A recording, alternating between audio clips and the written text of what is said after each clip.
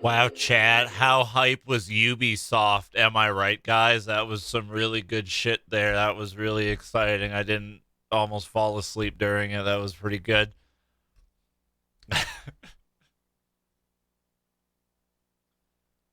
I just played Idols and played Tabletop Sim with Lily during it because it's. Uh, uh. Thank you, Star Racer, for the 4 months. Welcome back. Appreciate it. Thank you.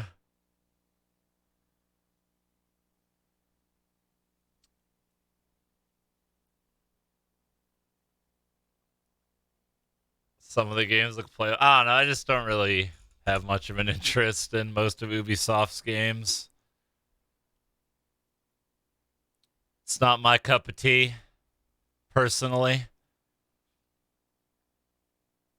You went from UB hard to Ubisoft.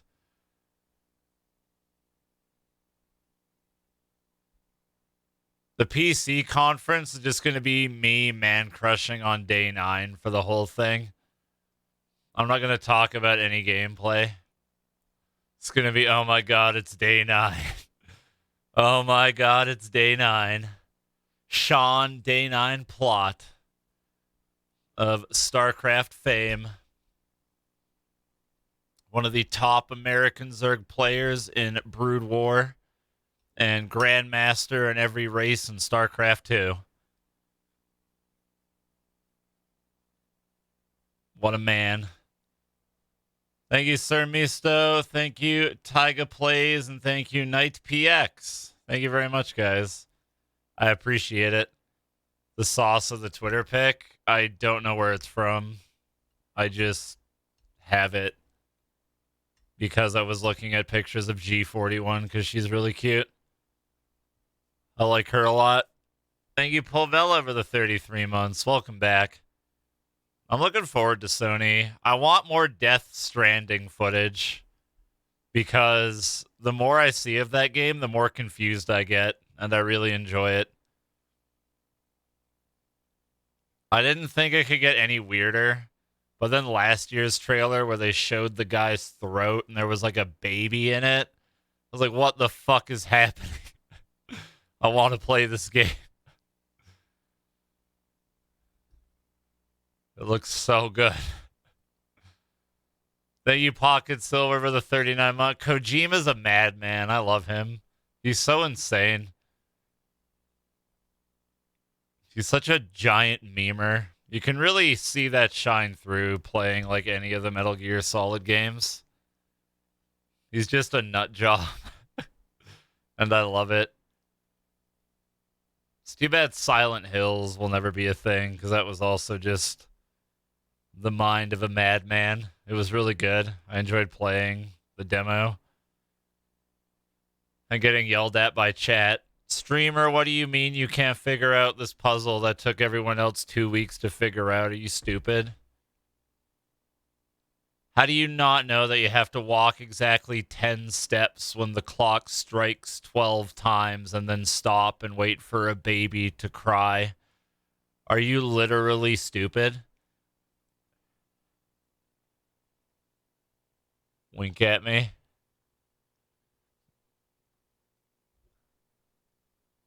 That was like one of the puzzles. You actually had to walk exactly 10 steps at a certain point and then stop and wait. Like, how the fuck do people figure that out? That's like some community effort right there. I'm just killing time until the PC show starts.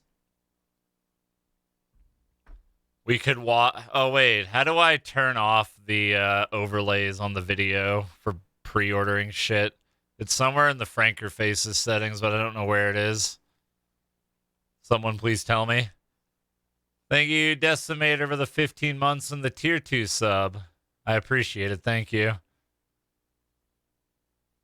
I know Pluty told me how to turn it off, but I don't remember because I didn't do it. Oh, hey, Pluty. Players show overlay extensions. Oh, there it is. Oh, there we go. Thank you. And then I'll refresh this. Chat's just spamming Resident Sleeper. I don't know anything about Fist of the North Star other than it's made by Yakuza devs. Apparently. I'll just put this up with the audio muted. Play bang, bang, bang. Oh, I thought you were saying play Bang Dream for some reason.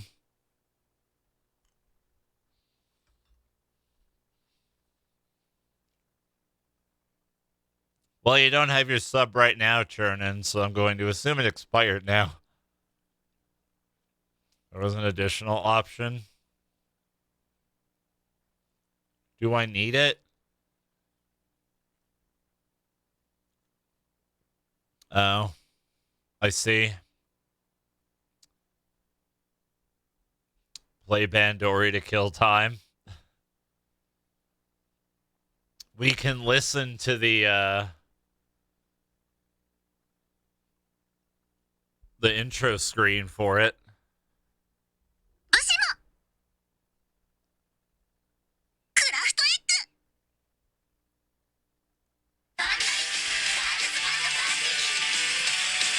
Yeah.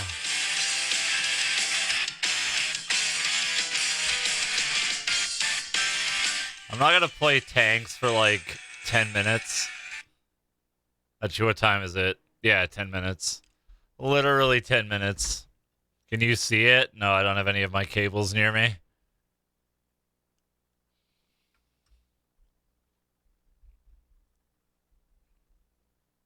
Thank you, that one guy, T or IV and Erratic Pillow. Thank you for the brand new sub in the 19 months.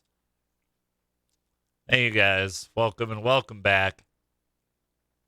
I appreciate it. No, I will not give you cummies, Erratic Pillow. Ew. Ew. She'll join me for Sony, Snake. You know what other game is pretty cool?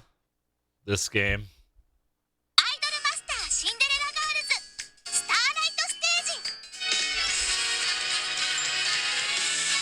Yeah, Sony's today.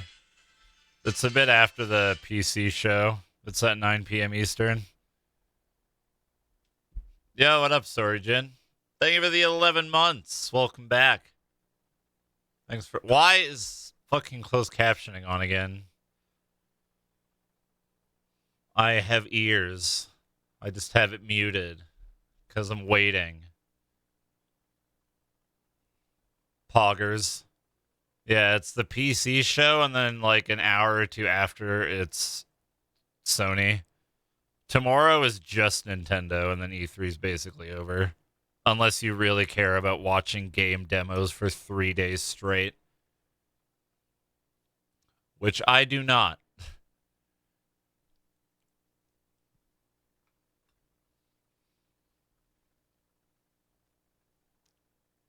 I did reload the page.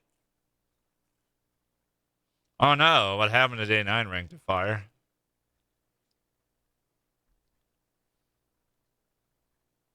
Plug and Play was the original. Turn it up a little bit, just so it's not dead silence other than me talking. And here is the new Adventure Kids. Yeah, so we got a lot of different games to show, and they're kind of all over the spectrum, but you'll see this one is totally different than the last two. Yeah, Plug and Play was their last game, and it actually did really well on Twitch. It was My favorite Day 9 Twitter story was how he thought his car got stolen.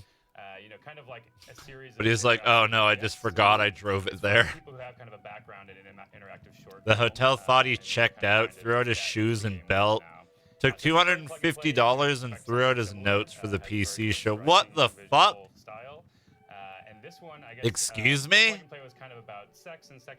Holy shit, dude.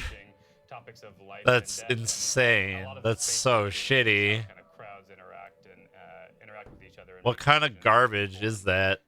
Dude, I loved the Devolver panel yesterday. That was hilarious. I was laughing so damn hard. My sense of humor is so bad, but I don't care. It was great. Thank you, Cernan, for the 3 months. Welcome back. Enjoy your nice new badge, my dude. Thank you. I appreciate it. Loot box coin. Fry. So Michael yeah, Fry, it's a there you two-person go. team. Michael Fry and Mario van Rickenbach. They're based in Switzerland. And yeah, you'll see it's just kind of this series of vignettes of people Nice, Stefan. deciding where to go and what to do and arguing with each other and fighting. I mean, the ultimately hotel ending up Chubby falling in the was giant staying hole of at death. last year for How much of this AX. They interaction is stole you? his Like, what are you selecting passport. and what are you just progressing? Yeah, so The it's like kind of maids a working play there by like play, all stole the his dialogue stuff passport. I'm, selecting So he had after to get like one of that. those Then beyond emergency that, it's kind of, border crossing everything is a papers little bit from different. the It's Canadian very embassy for mobile and PC. So on in mobile, it's San really quick, Fran. you can just push and pull people Okay. around. And it starts like this, just kind of Okay. like people arguing over where to go, and like I said, always just kind Yo, of what up, Hellblind? ultimately Thank you, Warden, for the 9 no months. matter Happy where sub, they decide baby. to go with their Thank you, life. 12th Doc, for the And then just 28. build Thank over you as time, well. Just a real quick jump towards the I end, appreciate it. But, Am I gonna play Metal Wolf yeah, Chaos? ultimately it's like a short I don't know. series, I'm not really so into you can mechs, get but long, it but looks it's very much like an deliciously RPG, meme. interactive kind of So we'll see. short, of series of toys, and ultimately it gets really large and crazy, and it's a lot of this kind of crowd control stuff. Oh yeah, and I'm sure That there are My people, Friend Pedro in game chat looked that really have fun, seen this actually. game, and I think That the most frying common pan reaction bank would shot be, shit looked WTF sick. am I watching? I was so hyped. I had that when I was playing plug and play. People coming like, what am I watching? Yeah, well, life is confusing. It's not super black and white as this game is, but yeah. It's Thank you, Jewisaurus, for the 38 months. Welcome back. Life and how What to is deal this with it. game? I don't know what's Things like happening. that. It's just people falling into a hole. Take something different out of it, and ultimately it's just a fun thing to watch. And Thank you, Jewisaurus. think about. Totally. So Yeah. pleasing to watch. Yeah, it's nice. That game was. Thank called you, Plague Wisner, Kings, for the and 21 so, months. Welcome back. It's coming Did we get soon. it? Coming soon. Thank you as Yeah, well. Hopefully this year. We're working on it, but it's playable. Back already, to the and it's pit. fun. Keep an eye out on our website. We'll be sharing more about it on Double Fine and on our Twitter. Excellent. And I didn't ask you about the release of Knights and Bikes. Is there a date yet? I'm glad you did. You can say like it's coming. We're getting there. Oh, there you go. We're in the Perfect. we're Thank you, late. Disposed, for the Good 9 answer. months. I like Welcome it. back. All right, we got one last game to show you. We got like 3 Thanks, minutes Kat. to show it, so we're gonna take a look at Ooblets. Ooblets. I yeah. can't wait for this I game, know. guys. Yeah. Come on. Yes. So we just brought some B-roll of this. It's a hard game to demo because it's a game that you kind of really want to spend a lot of time with. I think it's a Ooblets. game that you probably will be spending a lot of time with. It's just a world to go and live in and be a part of. And yeah, I think it takes inspiration from a lot of people's favorite games, like That's a Pokemon cute-looking and mushroom. Animal Crossing and Stardew Valley. So it's got kind of farming mechanics. Oh, dude, it's really kind of fucking- Townsend. It's a hell world to yeah. live in and explore and people to talk to, but you're kind of, the things that people like to do in those games, decorating your house and customizing your character, and ultimately just kind of having this. Look at that nice derpy world running that you animation. can come back to every day. Have you had much hands-on time with this game? Yeah, and so we're actually showing kind of straight demo gameplay right here from the beginning. So she just arrived in town and is exploring. It's got a full day-night cycle, so during the day. Here's the real question. Can you find date new things for your house, the or, other new, characters, like in Stardew? seeds and things like that. Talk to people. all Thank the you, time, Logno, all for the day. 9 months. And then at night, things will die down, and you can return home. Appreciate it, dude. Thank you. And your plants will grow up over time, and so you kind of have this persistent world that you're living in. Well, I have a lot of conclusions that I jump to when you tell me it's like Pokemon, like Harvest Moon. Is there anything that I might be missing by jumping straight to those conclusions? Well, I think it's just those are elements that they took from, but then it's its Sure. own thing. So it's kind of like Do-do-do-do. hard, like I say, to talk about until you spend some Yo, time with it. I think those are all what's up, touchstones Jetstream with Dan? elements of all those games in them, but it kind of becomes its own thing once they're all Yeah, together in we just talked about it, out you. Yeah.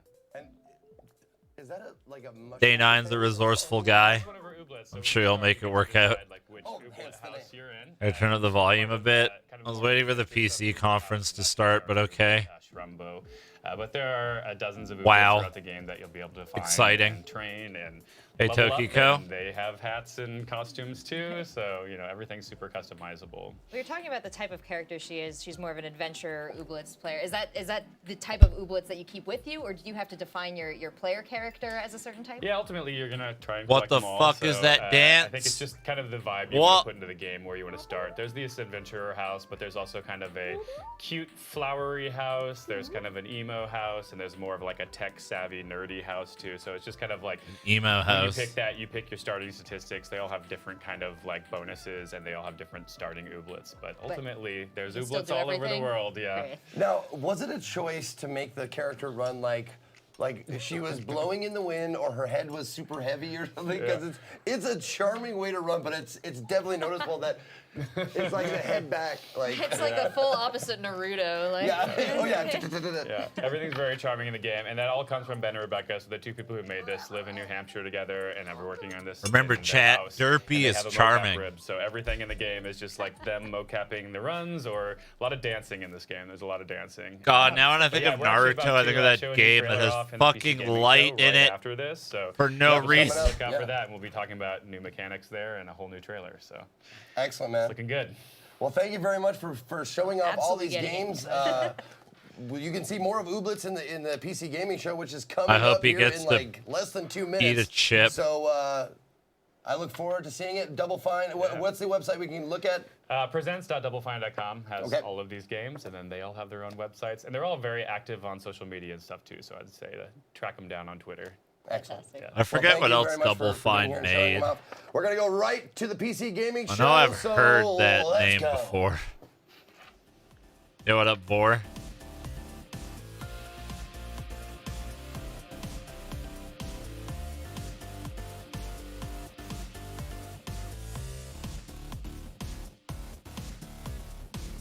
Hey, Gengar. Get hype, chat. Get hype for the Day 9 show. I mean, the PC conference. I mean, the Day 9. I mean...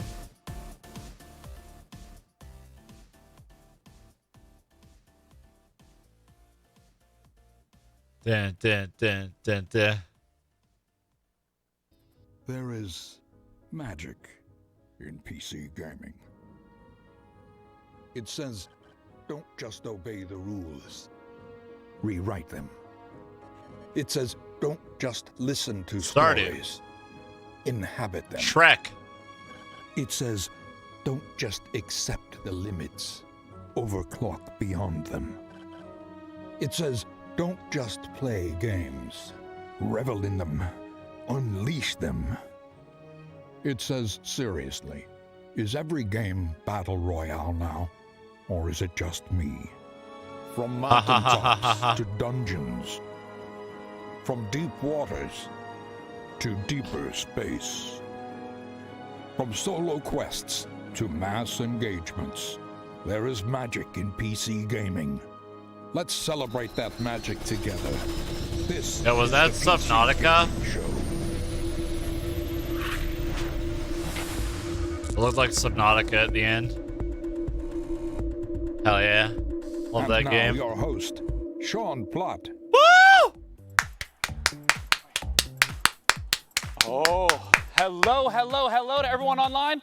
Hello to everyone at the Will Turn. Welcome to the PC Gaming Show. It's my boy, Yes. D9. Yes. My name's Day9. I'm your host Look today. at that I am fucking delighted suit. to be here. We have a fantastic show for you this afternoon.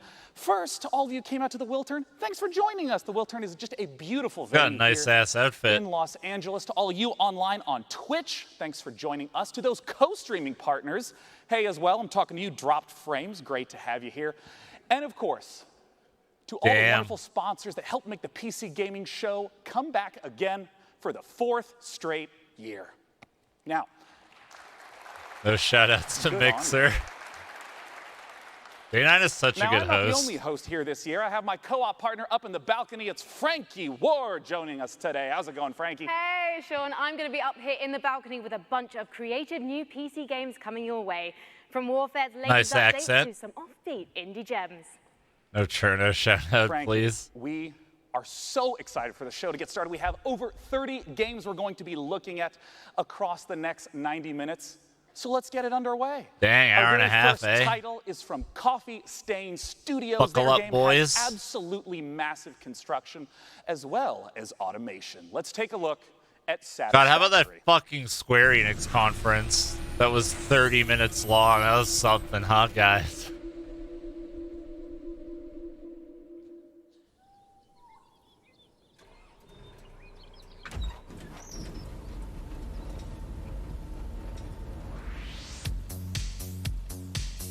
Ooh, yeah. I'm down.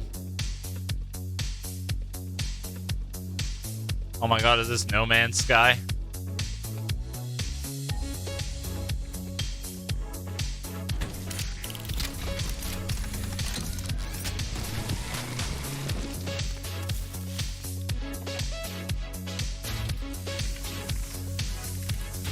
Land Nautica.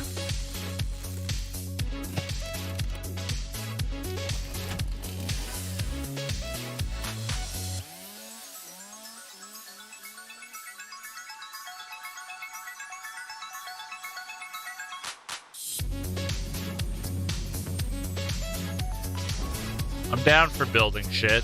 I like building stuff.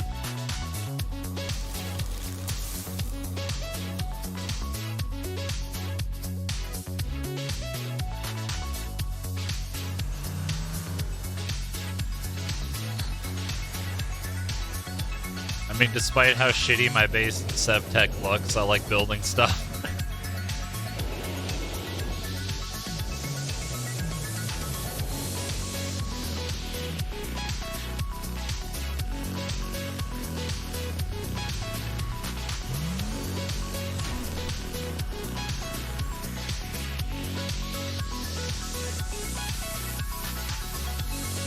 That's true, Dropweave. That's how I feel. Oh, that's kind of cute.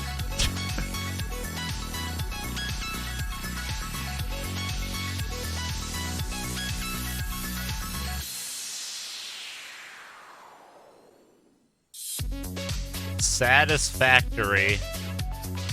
Boo. Looks kind of cool, though. On the stage to talk about it is the game director at Coffee Stain Studios. It's Oscar Gilsayan. Come here, Oscar. Welcome to the stage. Thanks for joining us today. Thank you. Now, Oscar, I just want to begin right away by asking, what is Satisfactory all about? Satisfactory is essentially about building these huge automated factories. So you play as an engineer that's been sent from Earth to this alien planet, and you're going to build this enormous machine. It was hinted at the end of the trailer there. Yeah. And to build that, you need a whole ton of parts, which you need to build machines that will make them for you. So you'll start out pretty simple with a few machines, and then you'll just expand and expand and expand until you. Are we talking finally about the need game? to Let's start talk about cutting day down 9. machines and replace them with like more convenient concrete. And you know, for people who haven't played this type of game, can you give me an example of what producing a more advanced resource might look like? Right. After a while, you'll need to create something more advanced, like a computer, for example. And at that point, you'll have some copper stuff set up. So this has some cables. advancements. But to make plastic, It's fucking you need to, SevTech. get some oil. So you need to go All out right, and I'm down. find this oil. I'm down. I'm in. Build some oil pumps and oil refineries, and set up a transport with self-driving vehicles between the outpost and your factory. Yeah, and I want to talk about that scale because there's a lot of games where you build a house or a small town. How much area are we talking about where all your factories will exist? Oh, this factory will grow enormous. The main part, which will probably be the biggest, will start spreading. Look, I've never more played and more. Factorio. Or in some SevTech's cases, my a lot only of players just comparison. building these massive, tall buildings with factory floor upon factory floor. But including the resources that you need to gather from basically all around the map. Yeah. So you'll have vehicles driving all over. Now, I want to ask about the first-person perspective because these types of games typically are top-down. Why first-person? We wanted it to feel like the player is the one building the stuff. Yeah. And when you've built a bunch of stuff. You How can much see these automation enormous is there? buildings, structures towering above you. But also when you go out and explore, you'll be the one, like, you go through the underbrush and in the jungles and whatever. I mean, in the trailer, it even looked like there's a lot more to explore, like different environments and biomes. Yeah. The map is, we made a point to make it big and varied. Yeah. And it's about 30 square kilometers in size, so it's kind of enormous. Wow. And, one final question. I saw multiple engineers there. How does multiplayer work? Oh, it's a co-op game. So you'll start up a server and play with your friends. Great. Now, tell us, how do we get our hands on this game? So we got a closed alpha planned in the coming months. Thank you for the so 3 you can months, sign up Starlight. For the alpha at satisfactorygame.com. And yeah, then you'll know. Well, great. Appreciate Oscar, it, thanks dude. for joining me on stage once again. That is satisfactorygame.com. Now, up in the balcony, Can we start a Frank, I petition to get understand them you to have change the name our of the very game? first indie title of the day. We do indeed, Sean, because here's something we love about the PC platform. It's such fertile ground for creative ideas from small teams. NeoCab is an emotional survival game set in the future about gig labor, tech disruption, and the experience of being a driver for hire. Perhaps the last of your I don't kind. expect any of the From the brand new websites indie to studio work Chance Agency, let's that watch they the shout first out at gameplay E3. trailer for NeoCab. They're all going to be down for a little while.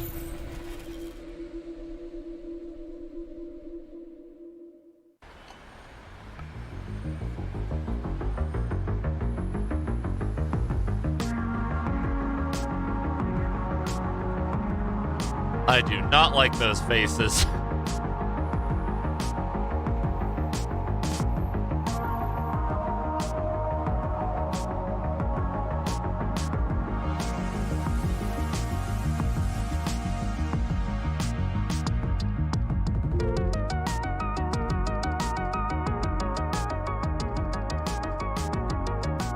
Is this like Valhalla, but instead of running a bar, you run an Uber service?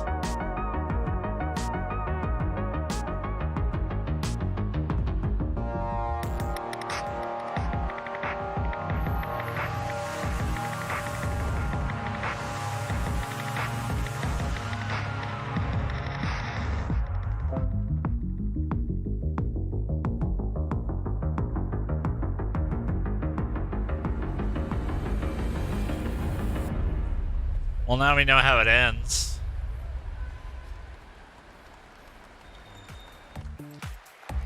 Now, our next game, believe it or not, is in the Battle Royale genre. Of course, it's E3 2018, what do you expect?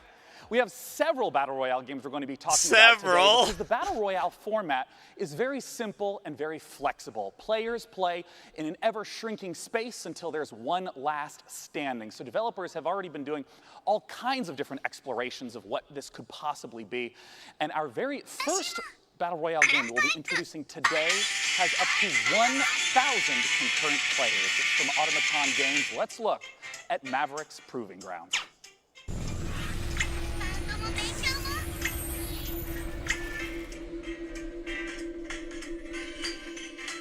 So chat, what are you up to?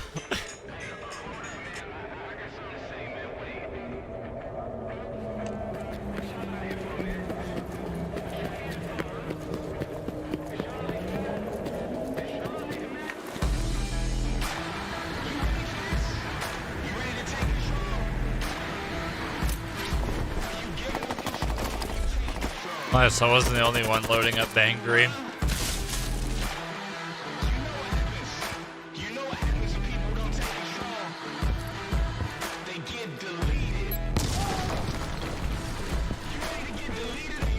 I just have such a bad impression of Battle Royale games. I played H1Z1 for a bit, and it was just such a buggy shit show that I just don't care about the genre.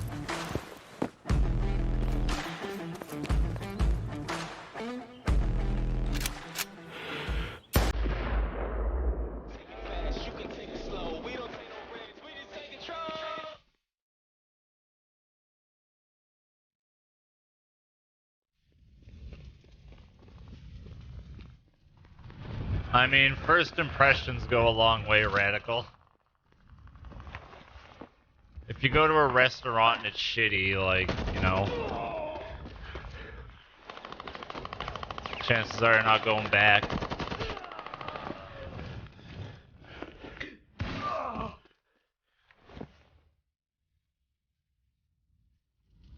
Battle Royale was like that restaurant. I had a bad experience, and I want to go back to it.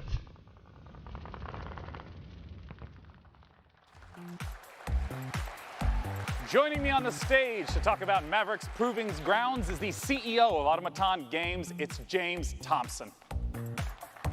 Yeah, now I just avoid all the restaurants. I just pour bowls of cereal all day. Thanks for joining us. My pleasure. Now, I want to immediately ask, what about Maverick's Proving Grounds distinguishes itself from other Battle Royale games? Yeah, well, as you said, it's a very popular formula, and you know that last man standing kind of game type is incredibly compelling by itself. But Mavericks is really about depth. You know, we've already talked about 400 players before, and we're sort of super excited today to talk about our 5-man squad mode being 1,000 players. But really, it's about depth as well. It's about the fact that that environment is even a bigger step, the simulation, and those elements sort of combining together. Yeah, I want to zoom in right on the 1,000 players aspect. How does that really shift the dynamic from the, say, 100 that we're typically used to? When he said 1,000 players, I was assuming he meant that's the max players that will ever purchase and play this. Landscape that means you're making decisions off a lot more information. Yeah, I mean, because you hinted at that twice now. Like, what do you mean by there's a lot more information in the environment for players to process? So take a concrete example, right? So let's say a player's walking through the map, they'll be leaving footprints, they'll be displacing foliage, like grass bending. But siege-style gameplay in houses, that's like a lot of destruction systems that sort of together make the map much more of a dynamic environment. It's like a recent history of who could have been here. Yeah. I want to ask about what more is in store for Maverick's Proving Grounds. I understand that this has a lot more out-game features than someone might expect. Yeah, so it's not just that. It seems like a young boy. You enter the game through the Capital, which is our sort of persistent social hub. So we draw from the MMORPG. It's pretty impressive. It's a full world. When I was his age, I was looking at hentai games on Newgrounds. But really not being a game dev. Into something which makes a much richer MMO experience. Now, where can people go to find out more? Well, we've just launched our site right now, so if you're interested in signing up for the closed beta, you can do that now at mavericks.gg/closed-beta. And actually, if you register this week, you'll get special in-game content for free from E3. Well, awesome. And we have only 100,000 slots for the first group signing up, so that will give you some beta access, but I'm sure there are a lot more people than that on the stream, so quickly do that if you're interested in. Well, James, thanks so much for joining us. Once again, that's maverick.gg. Our very next game helps showcase the extraordinary power of modders. Frankie, tell us about it. It does indeed, Sean. On PC, we don't just play what's given to us. We mod games to make our own experiences. And for many developers, modding is a way to turn a hobby into a career. The Forgotten City is the perfect example. It's a standalone game that's a reimagining of a wildly successful mod. In fact, the first mod in history to win a National Writers Guild Award. For the first time ever. Here's gameplay from the Forgotten City. Actually, not sure what I should expect from the PC gaming show. Thank you, Yukos and Felcares, for the brand new sub of 27 months. Thank you, guys.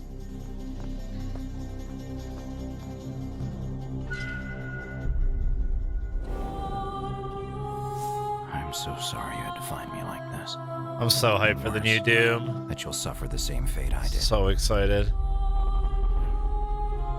I've spent a lifetime in this place. An ancient underground city. Its existence long forgotten. Searching for a way out. All I found is a window into the past. If even one person here commits a sin, everyone will die. I tried to set things right, but whatever I did, it took me right back to the beginning. It's all up to you now. Go back, investigate, talk to everyone, help them out if it'll win their trust. Bend the rules as far as you can. Figure out who's responsible for this, and maybe you can do what I never could. Save these people. Save yourself. The many shall suffer for the sins of the one.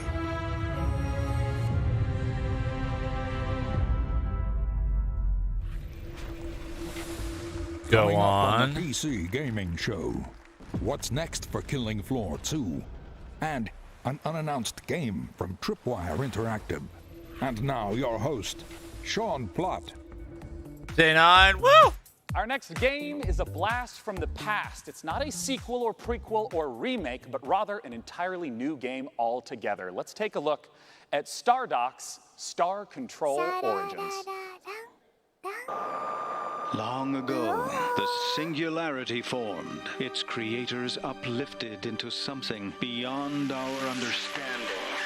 These beings, now known as the Lexites, left Earth, traveling to multiple planets in our solar system, before vanishing altogether. This is why we are here. Welcome to Star Control, a state-of-the-art international Yeah, I'll be space doing agency Sony as well. tasked with the exploration of our solar system and the defense of Earth. Here reside the world's brightest minds and greatest technology. I'll thank people brought in a together bit. by a strong curiosity to discover the unknown. Help us pioneer the future. Join today.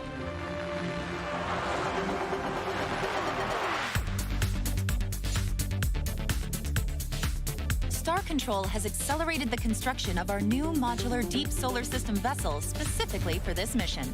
It's the fastest, most expensive ship humanity has ever made, Captain. I am Chief Viscosity Officer Windu of the Taiwan. Whoa. The Scribe have evidently No, Adams. received traces of your radio broadcasts themselves.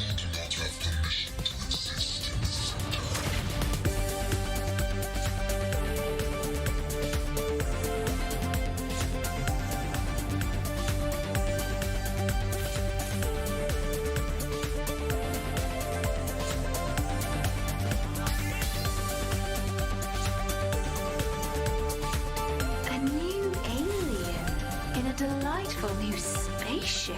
You must be Dude, that waifu, human. though. We've heard so much about you.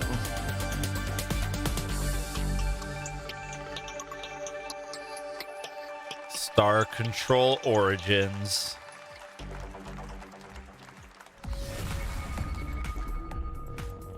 Joining me to talk about Star Control is the director of production at Stardock, Patrick Shaw. Thanks for joining me on stage today, Patrick. Yeah, thanks for having me here. So now just Oh, tell you us went for straight the up, what is handshake, Star but backed Control out all on it. about? So Star Control is It's an awkward. open universe action RPG.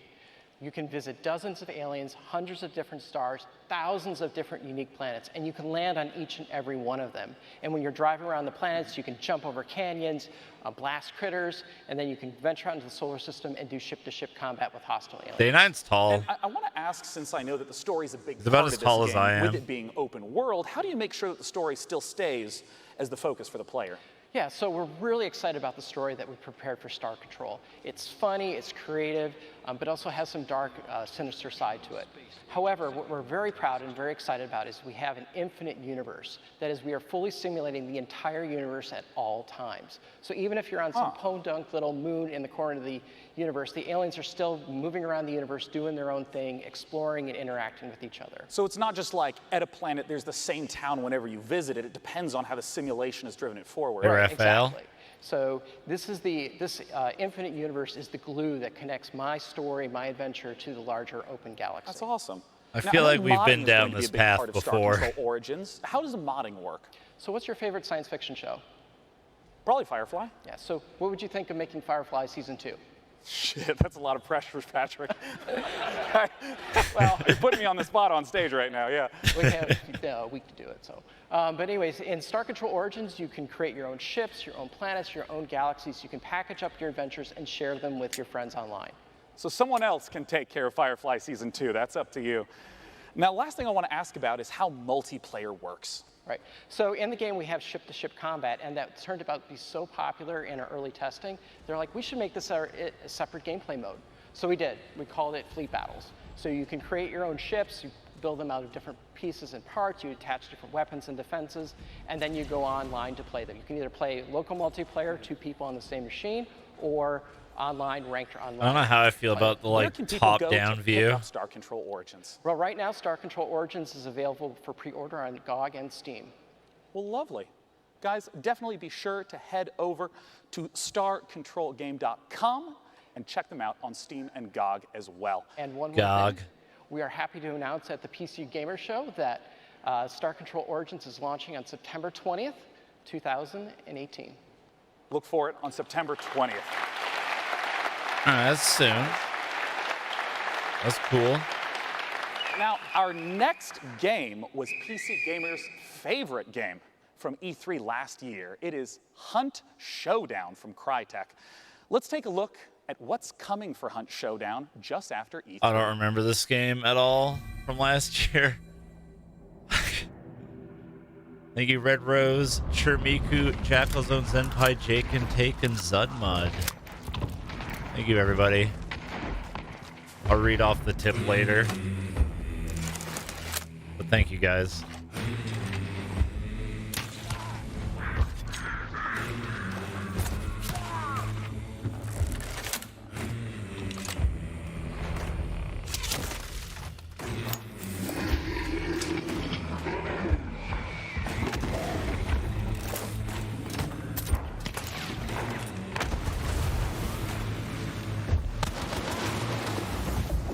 Is it really a sticky bomb if it's not coated in a sticky substance? If it's coated in nails, it should be like an impale bomb. I am here with Guy from Skydance, who's here to tell me why fighting in massive mech suits is not about to go out of fashion anytime soon. Guy, now Hellfire, Archangel was originally a single-player narrative game, but Hellfire, this new edition, what changes is that going to make? Well, players really loved the single-player narrative, but they all kept telling Whoa, us the buddy, same thing. calm They said, down. Your excitement's we really want through the roof. multiplayer, and we want it off rails. And we kind of thought, that's a completely different game, but let's give it a shot. And so we got a crack team together. They put something really special. We got 4 maps. We got 6 different mechs. Tons of weapons where you could just blast through the environment and other mechs alike. Says the guy with the it's super really just an monotone amazing voice. Hey, experience. man. You can zip around in your mech. You can tower over others. It's just something special that I think you can try right now. Is this coming out of early access? So you just said we can try it right now, but you've got the full version launching soon, right? Correct. Yeah, it's coming out in July 17th. But you can try it right now if you want in early access. Help us iron out the kinks and break some mechs along the process. I am no good at ironing out kinks, as I think people at home can see, Guy. But as a heavy mech woman, I can't wait for you to be my light mech wingman in that 2v2 PvP. So let's take a I closer love silly look at jokes. Archangel Hellfire. Let's do it. I can't help myself. I giggle at everything.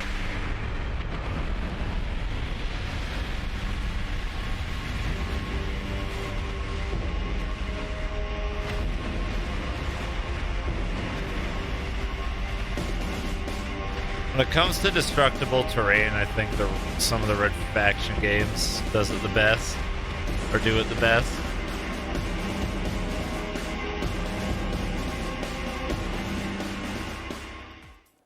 Our next title is one I've been looking forward to for quite some time. It's from the makers of Sherlock Holmes, and it's a delightful-looking Lovecraftian mystery.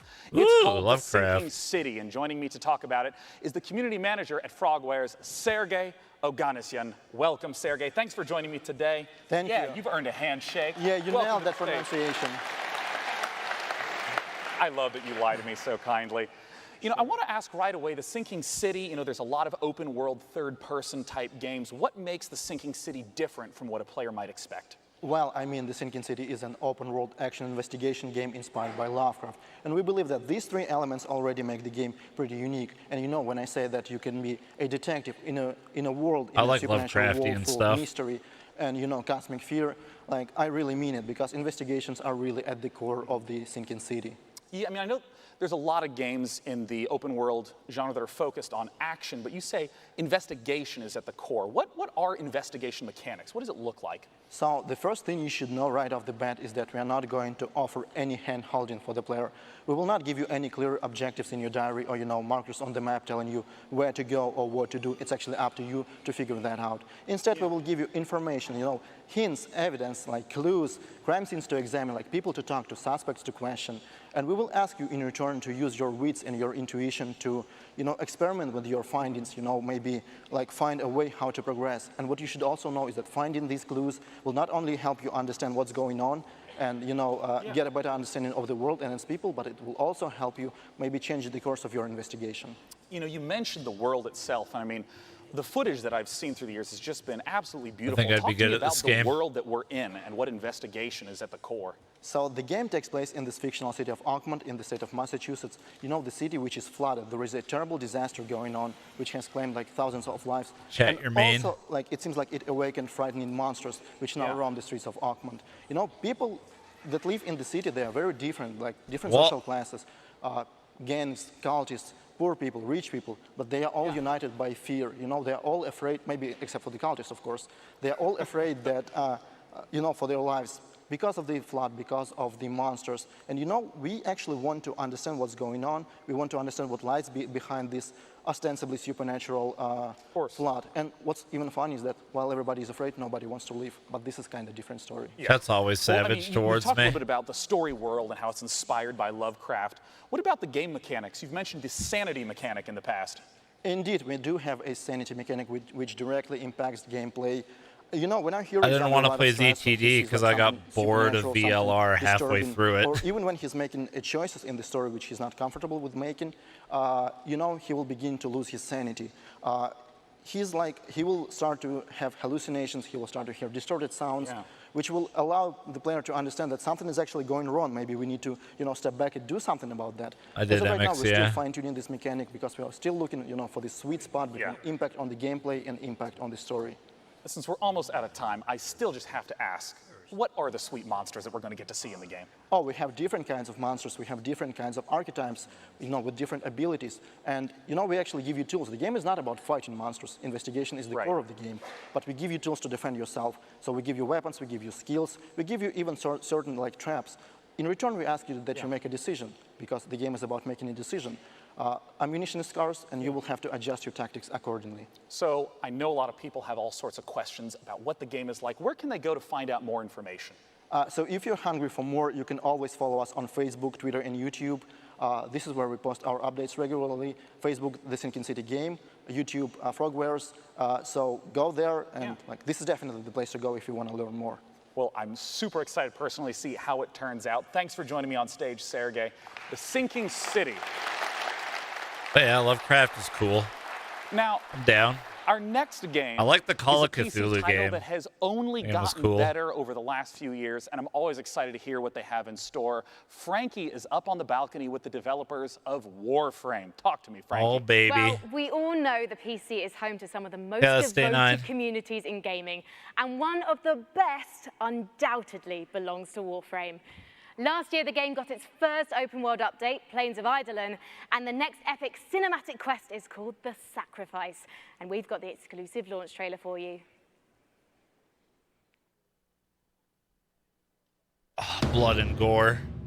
My favorite.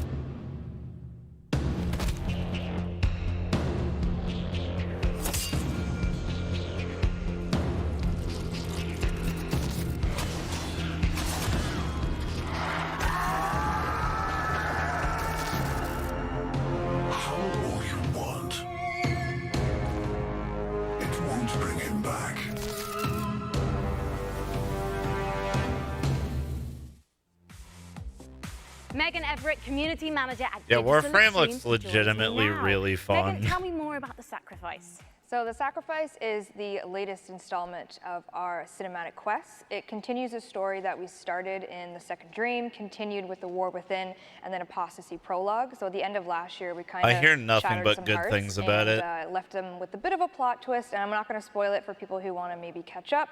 But what I can say is that, obviously from the trailer that you saw, the wait for Umbra, the 3-year wait to the Umbra Warframe is finally over. The creepy guy at the end of the trailer, Aaron Ballas, plays a pretty big role in this quest. And again, not going to spoil a lot, but I can say that it's coming this week on PC. And you guys are actually currently waiting. Baru's probably pretty hype. You're working towards TennoCon right now. Yes, so it's going to be another big year for us, and I'm really excited for it. Well, let's take a look at last year's event to get an idea of what TennoCon is all about. Isn't Baru on drop frames for E3 right now? The mega reveal at Tenno Live is going to be. Can you tell me anything about this Umbra thing that's maybe going on or whatever?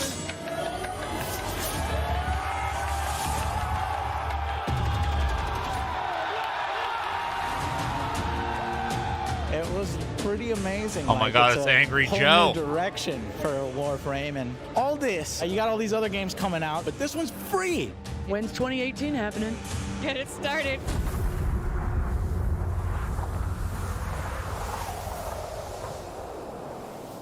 Given that the community knows you as Auntie Megan, oh God, it must be huge for you to be at TennoCon. TennoCon is really special for really everyone that works at Digital Extremes. The developers pour their heart and soul into what we do for TennoCon, and I know for me it was literally like the best day of my entire career. I know Rebecca, our community director at home, is watching. But last year when we did the Plains of Eidolon, open world expansion reveal, Reb and I were actually doing that as a live demonstration in front of everyone, and we had practiced it for months, and it went as flawlessly as we could have ever hoped for. And we actually, like, as people were cheering, it's pitch black on stage. Reb and I look at each other and we just kind of fist pump and both started crying because we didn't crash the demonstration. So if you watch 10 Live this year, if you're there, you can definitely probably count on some tears and some emotions because it's a really big day for us. So basically, bring tissues, right? Bring tissues for yourself, for me, for everyone involved, because there will be some tears probably. But if you can't get to TennoCon because unfortunately it is sold out, how can you watch it online? So on twitch.tv/Warframe, you can definitely check it out. And PC Gamer is also hosting as well on their Facebook and Twitter. And you get free stuff by watching Twitch? Chad, that's not what they meant by tissues. Your Warframe account to your Twitch account, and all you have to do is watch and you get some free stuff. Fantastic. So that's happening from July 7th, and you'll be able to watch TennoCon live through PC Gamer's Twitch channel and the Facebook page. Thank you, Auntie Megs. Sean, it's over to you. Thank you, Frankie, and thank you, Warframe. The next name is one I grew up with, Sega. They've become a prolific publisher of Japanese games known for their fully featured ports, especially beloved by this guy on the left.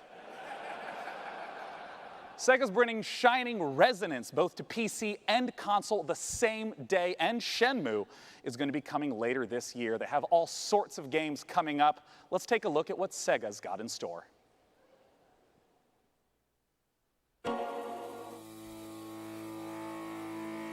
Oh man, give me Shenmue. Oh, I thought that was Girls in Panzer for a second. But it was Valkyrie Chronicles. I love Girls in Panzer on PC.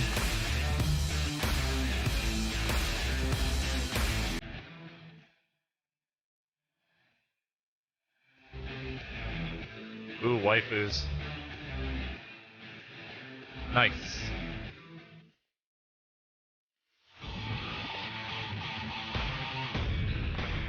Ooh.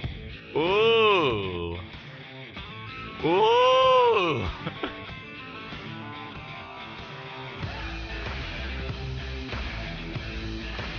Nice. Very nice. Yakuza Kiwami confirmed for PC.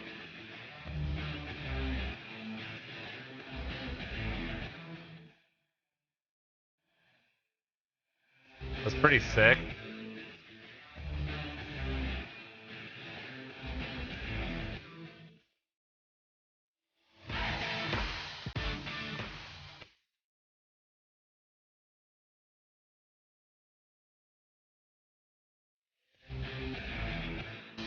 And Zero.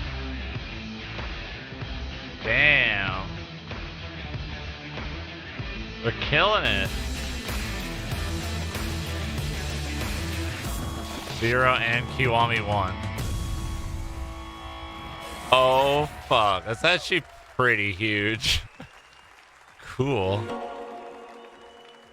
Dude, that's sick. Yakuza 0 is available for pre-order right now and will be releasing on Steam in early August. We hope you've been enjoying the show thus far. We have so much more great stuff to come. Let's see what's coming up at this year's PC Gaming Show. Thank you, Enigmatic, Coming for up on the Pose PC Gaming for the Show, 19 months. A new publisher reveals Thank you, 3 dude. new games. And the first ever gameplay footage of Overkill's The Walking Dead. And now your host, Sean Plott. And I'm back. Those transitions are really weird, I will admit.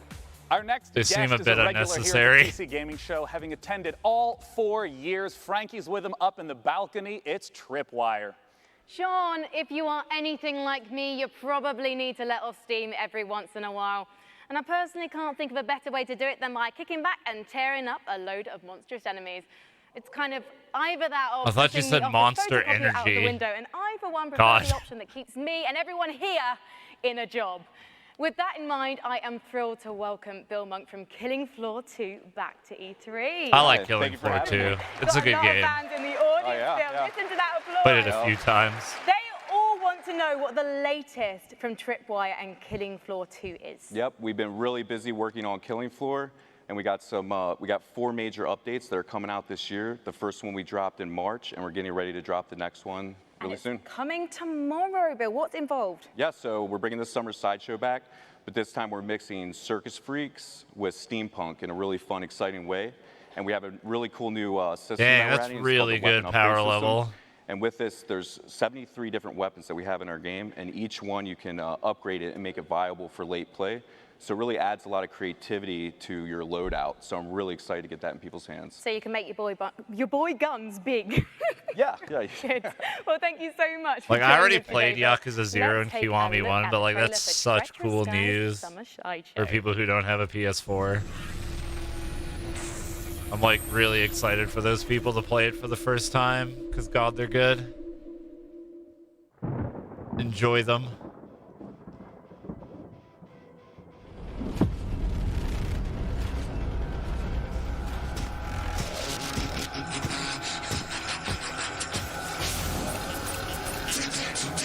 Welcome aboard the HMS Queen Victoria, ladies and gents. Ringleader Lockhart speaking to you from...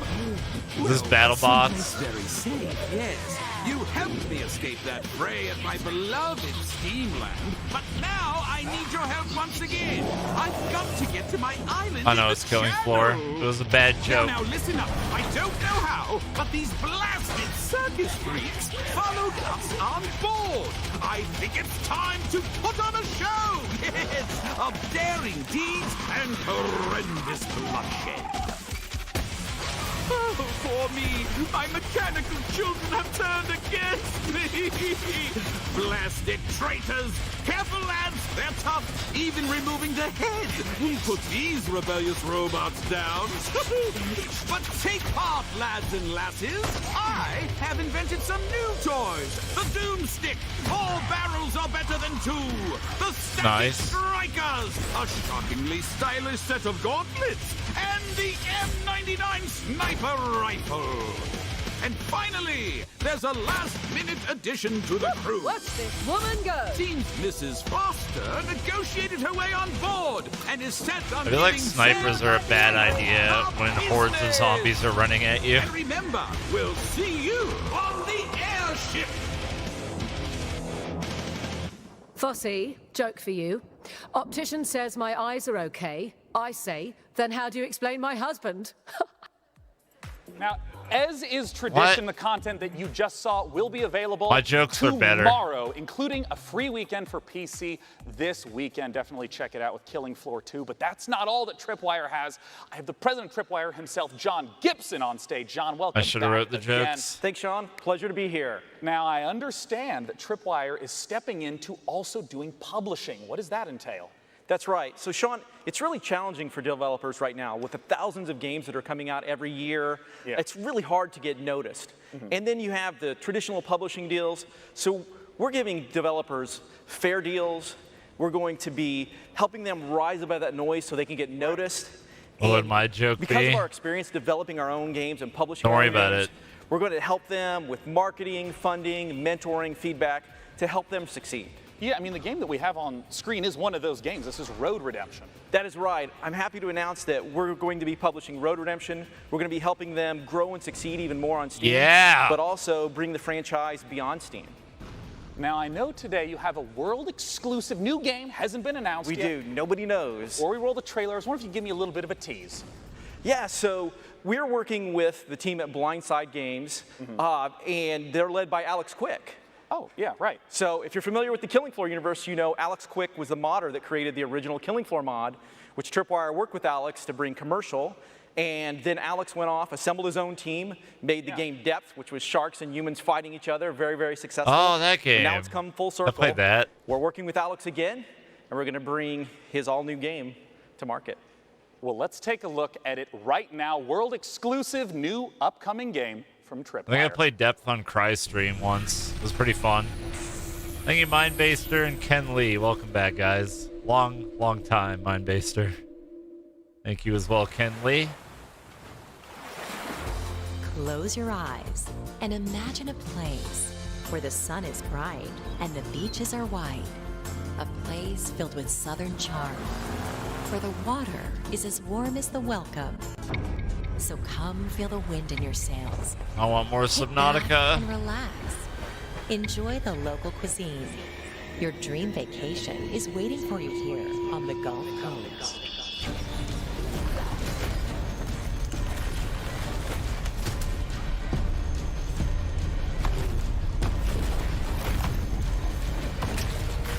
Oh, dude. All right, I'm down. ManEaterGame.com now to book your vacation. Operators I'm are down. standing by. That looks fun. So hey, John, so you get to play as the shark. You are the shark. Yes. Yes. This is an open world action RPG where you play as a shark, or as we like to call it, a shark PG. Oh, nice. Okay, That's sick. So do you like upgrade and improve the shark? Is there like skill trees? You do. There is a shark skill tree. Dude, Really? yes.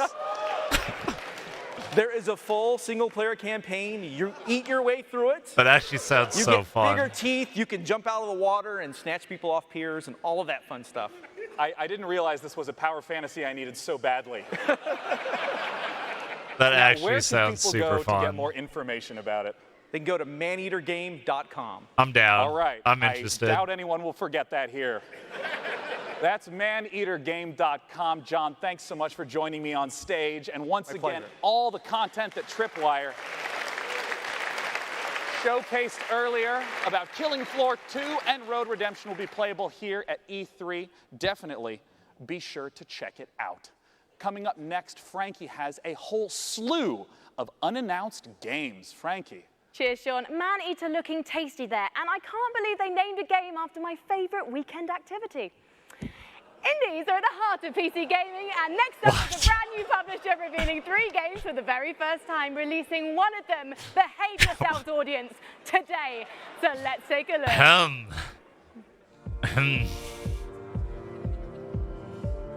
The Shark Eater looks great. It looks like just Man-Eater. Just like stupid fun. That's my favorite kind of fun. Just dumb nonsense.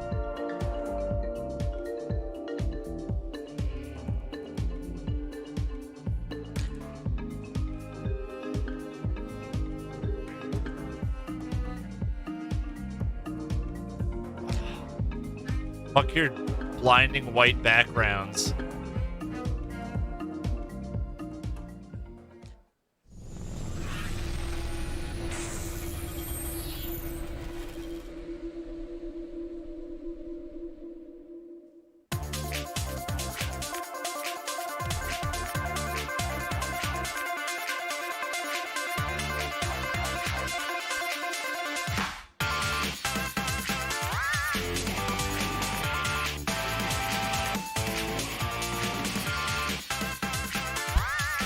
Not a fan of the art style.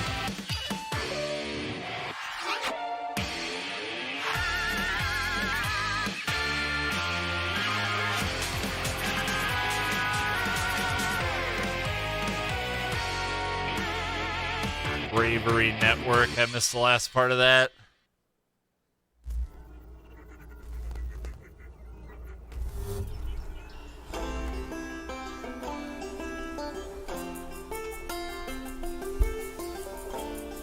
Oh, online.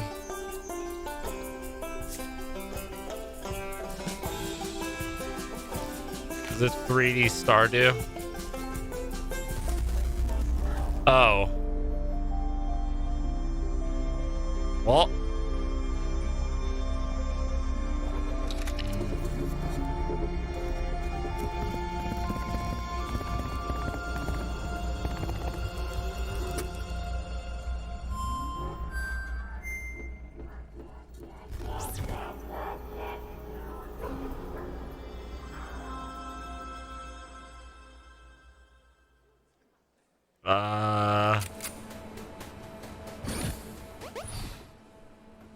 Very confused.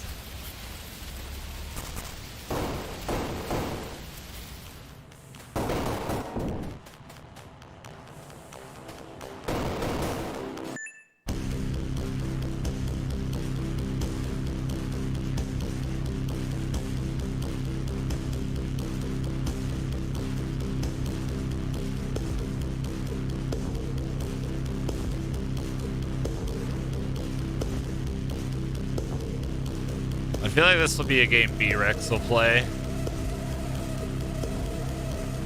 He's the side-scroller boy on Twitch.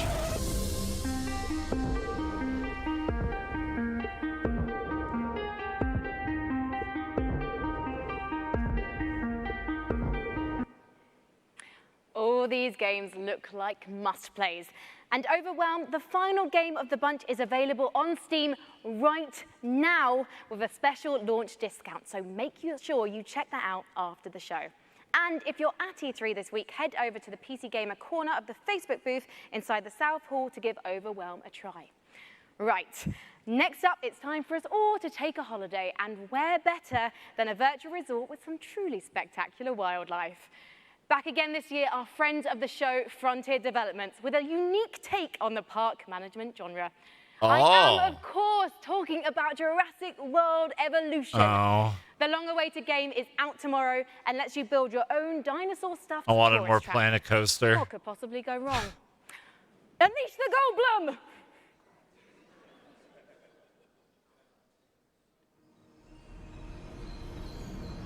You think that things are going to turn out differently, huh? Well, the ones before you did too. Because they believed that they were in control. And control... I still like it, Snake. Well, here's the thing. Humanity is desperate for it. We are seduced by it. Deceived by the illusion of it. But we never really possess it. Because if there's anything that chaos theory has taught us, it's that nature is on its own course.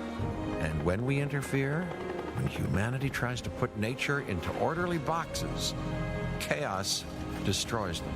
You let the dinos eat your park attendees. And what makes us such unique creatures is knowing the scope and power of what we're up against and still believing that we can win.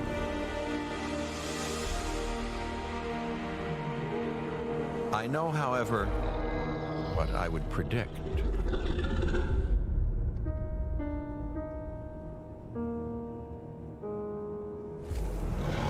Oh no! That poor animal. So excited for that game. Our next title is from Insomniac, who've been If I making was a amazing dino, what games dino for would I years, be? and they're going I to don't try know, to man. take their expertise and answer the question: how do you make an open world game in VR? Let's take a look at their upcoming game, Stormland.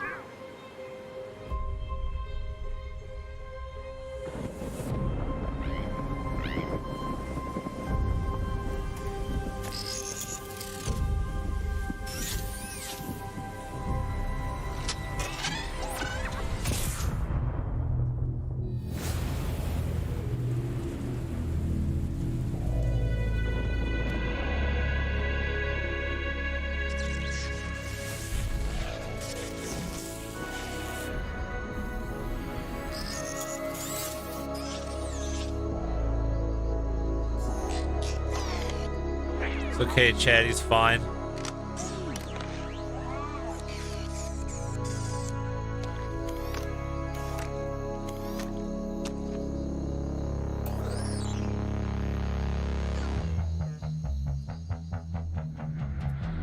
I never know how to feel about 90% of the games they show at E3 because there's like never any gameplay.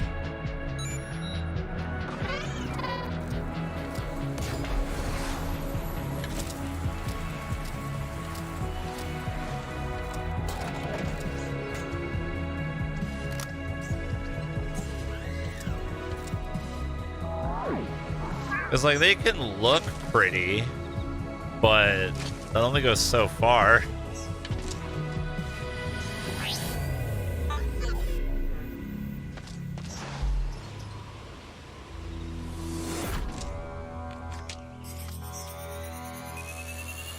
It was a VR game.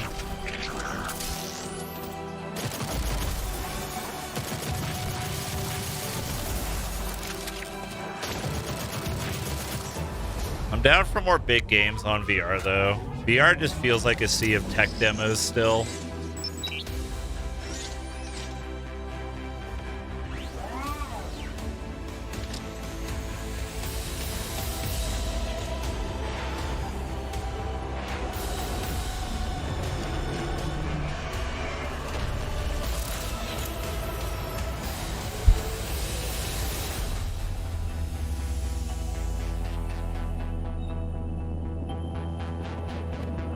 I have an IMA. Thank you, Roka Julian and Rainbow Cereal. Thank you guys. Welcome back.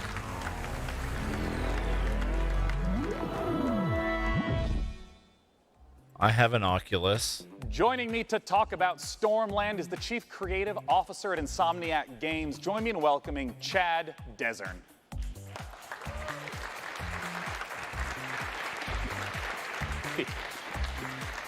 Hey, Chad, welcome to the stage. Thank you. I want to start right away and ask, what is this game all about? Well, in Stormland, you play as an android gardener. And an entity called the Tempest uproots your habitat Android gardener, and shatters your android body. So you've got to travel to a civilization above the Thunderheads to repair yourself and save your friends. And I want to ask what open world means in VR. Well, for us, it's about giving the player the ability to explore the world freely with a set of android movement abilities that are designed to give you complete agency. Yeah, because that's always a huge question I have is how does motion work in any VR title?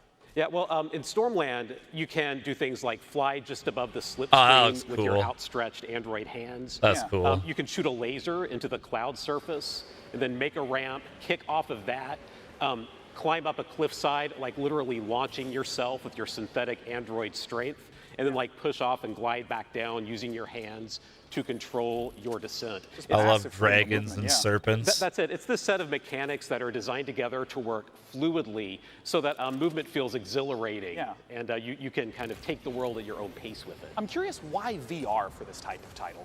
There are a series of things that we're doing with Stormland that we could only do in VR. It's about the expressiveness of having tracked head and hands and how we use that for combat, how we use it for movement, even things like scavenging technology to attach it to your body. Like you look down, you get a new piece of tech and you attach it right into your arm. And then, suddenly you've got the ability to harness electricity or cloak yourself or all kinds of different cool android abilities. I mean, the art is just beautiful in the footage that we've seen. I wonder if you can talk to me a little bit about the world and what it means for it to be ever changing. Yeah, that's a really good question. So that entity called the Tempest rearranges everything every single week so that we present the player with new playgrounds of movement and combat and scavenging. And you never know what you're going to discover. So every single island you find has the potential to hide an enemy stronghold or a network of underground caverns or brand new tech to scout. That's awesome. Yeah. Now, I got to ask, where can we go for more information? Well, you can stay tuned by watching. You know what would be a nice surprise at Facebook E3? and Twitter with When a presenter gets a game dev up on stage, the first thing the presenter says is, "Wow, that game looked like shit. Care to tell us more about it?" That'd be great. Frankie's up on the balcony with our next absolutely gorgeous-looking indie title. It really is, Sean, because next up we've got a first look at a new game from publisher Raw Shake Fury. things up a little bit. neo-noir detective drama featuring a Paris cabbie who finds himself drawn into a world of crime. Sacré Roddy Bleu. Yes, I speak French. I can't wait for this one. I'm not saying Day let's 9 take a should do ride it. with the trailer. Nah, Devolver's was like towards their own games. I want it to be like a third-party announcer. But yeah, I love Devolvers. They were great.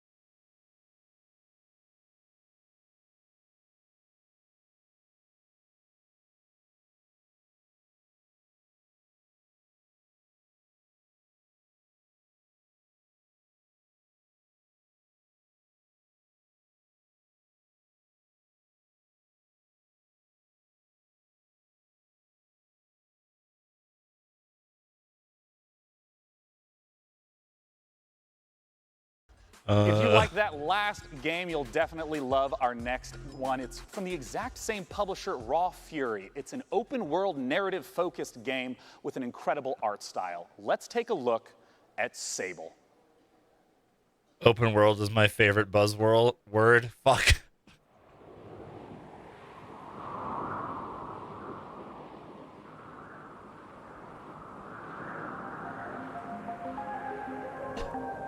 Come on to me, show us the way. I'm caught between the western parts of the unknown. I don't between two worlds, a sight to see. It feels like everything is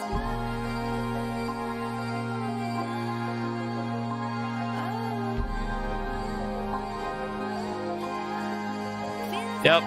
Yakuza Kiwami and Zero are coming to PC. Confirmed.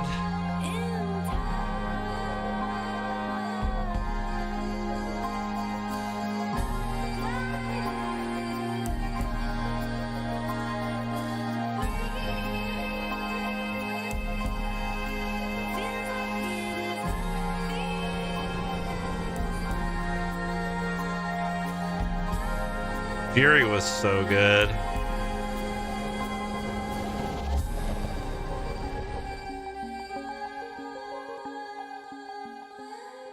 Sable. Joining me to talk about Sable is pretty much the entire core development team on stage. It's Daniel Feinberg and Greg Kithriotis. I want to immediately ask, what kind of game is Sable? What can we expect? Sable is a Let me see your shirt. exploration game. It's not a game about combat or about leveling Japanese up. It's a game about breakfast. solitude, and it's a game about exploration. You play as Sable, a girl leaving her home to explore this world filled with monumental architecture, fallen spaceships, and you'll travel around on your hoverbike learning about the people, the culture, and the history of this world. And you know, I talked about it before. I think this art style is amazing. Where's the origins of this? So we were really heavily inspired by the clear lines style of French and Belgian comics, as well as Japanese animation. I don't know how I feel about particularly it. Studio I'm Ghibli. trying to decide. So we really want to feel our players to feel the same sense of wonder that you get from watching one of their films. And so from the very beginning, we knew that we really needed to nail the visual style. And yeah, so we put a lot of time and sort of effort into our rendering system. And yeah, we're really pleased to be able to show it to everyone. Yeah. And I mean, I know that you two consist of most of the core development, the art and the programming. What about the music that was in that trailer? Yeah, so that was a new track by Japanese Breakfast. Oh, yeah, the T-shirt. Yes, of course. Yeah, right. So she, Michelle, she is doing the soundtrack for the game. Japanese Breakfast is one of my favorite bands right now. It's incredible to have her on board. It all just came together so beautifully in the trailer, and I know that you guys are really regular about updating, you know, blogs, sharing what's going on with the development. Where can people go to find more? So they can go to our Twitter account, ShadowXReg and ShadowXDan, or to sablegame.com. Lovely, God, gentlemen. I feel Thanks so much for joining fucking me. Once jaded again, this the name of the game E3. is Sable. Our next I've been title watching is one that has been Dan. in development, even showing up in our very first PC gaming show. It's Cloud Imperium Games still hard at work on their title, Star Citizen. Let's see what they I've been have in watching. store. Oh man, Star Citizen, Jesus. I've been watching Dan, and he's been like so giddy over so many things, and I'm just like, meh,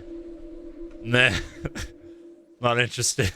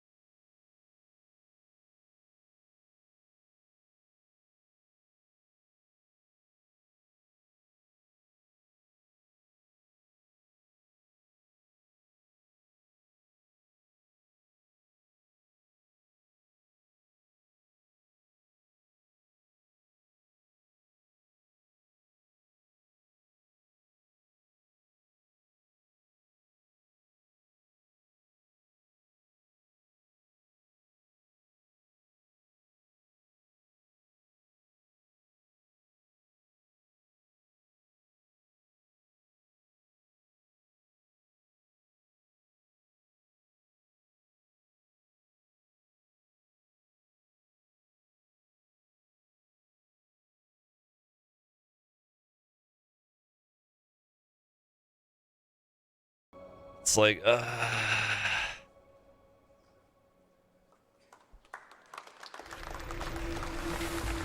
Coming up on the PC Gaming Show, all new gameplay footage of Just Cause 4, a closer look at The Walking Dead, the final season, all new gameplay footage of Hitman, and now your host, Sean Plott.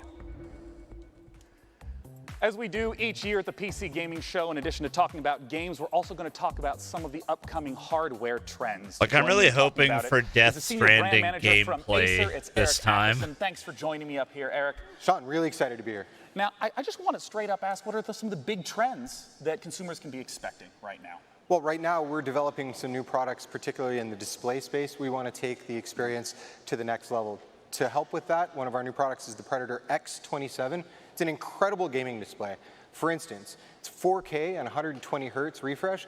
The users can overclock to 144. But what really takes it over to the next level is the inclusion of G-Sync HDR. You know, I hear a lot about HDR. Can you explain a little more in detail what that is and what that crowd means? audibly groaned at Star Citizen. But for the purpose of this conversation, the fact that there are 384 individual backlit zones. Geez. So the backlighting can be individually controlled, really bright, very dark. It makes a better contrast on screen. Each of them are individually controlled. The brightness of the screen is far above Good luck a typical running display. a 4K Typically, you're monitor looking at 300 to 120 400 hertz nits. We're on looking new at 600 releases with if the you want to Predator play on X27 high with a settings. max of 1,000 nits. Good fucking some luck. of the titles that were showcased just now, there's a wide variety of some photorealistic, some with a really iconic art style. How does HDR contribute to that big range we see in gaming? Well, one of the big things that helps is the color gamut that's available with these displays. We're able to do 99% of the Adobe color gamut, so it's better representing the vision of the art director. Yeah, and some of the games that you see on screen that support HDR. Like, I have a Mass Effect, Andromeda, 1440p Far Cry monitor and a 4, 1080 Neo Kuni Ti, 2. and like We I don't see them in barely HDR crack right now because 100 you have on a an lot of HDR new monitor. It doesn't games. work that way. We can't just stream it to you, but you know, it brings me to one of my next And that's questions even with some about stuff turned down. PC gamers tend to have a huge range of possible budgets. What are the different sort of products to look for at those price ranges? Well, I mean, we cover the gamut from very simple and to the point to high performance esports products or multi-view surround multi-display products, but we also go really crazy sometimes. We decide, we put our engineers to the test. What can you do if you have no limit? So one of the projects we've worked on is something called the Predator 21X. This is a 21-inch curved screen laptop with a mechanical he's got an keyboard, Apple Watch. two graphics cards, My boy. sights, materials. We did a really good thing. But you know what? To be serious, not just to joke, we actually have to ship this with a Pelican case to protect the laptop, and it sells for $9,000. Oh, is it that fucking we sold Acer every single laptop? unit we That could thing's make. absurd. So we cover every spectrum. Linus of did a gaming. video on You know, it. you brought up this Predator laptop. It's like you brought up it's Predator the monitors, ultra start of wide this curved segment. Where screen can people gaming go to laptop. hear more about or Comes even in a pick Pelican one up case. once they stop being sold out. So the good news insane. is that we're shipping now. Our customers, partners are selling them. The bad news is a few have already sold out of this new Predator X27 monitor. I believe Micro Center is still in stock. Amazon will be in stock again soon. Well, thank you so much for joining me on stage. I will say my Eric. monitors are Acer Frankie Predators. is They're awaiting in the really balcony nice. With our very next I love title. them. The PC has always been the platform for crazy ideas. In our next game, Genesis Alpha 1, you build and manage a space vessel, farm resources, deal with terrifying alien infestations, and explore a vast, randomly generated universe. Oh, and you can take DNA from the aliens you encounter across the galaxy, splice them with members of your crew to create new life forms. Just a typical day at the office. Let's take a look. No, Cora. Greetings, They are Commander. IPS though. You have been sent to Quadrant Alpha 1. The mission is to find a new 144 home for the crew hertz. on board of this 1440p IPS. ship. Expand your ship and explore the galaxy for resources and interesting new life forms. Feel free to experiment with DNA and alien abilities Wink. to maximize Experiment with efficiency. DNA. Ready your weapons.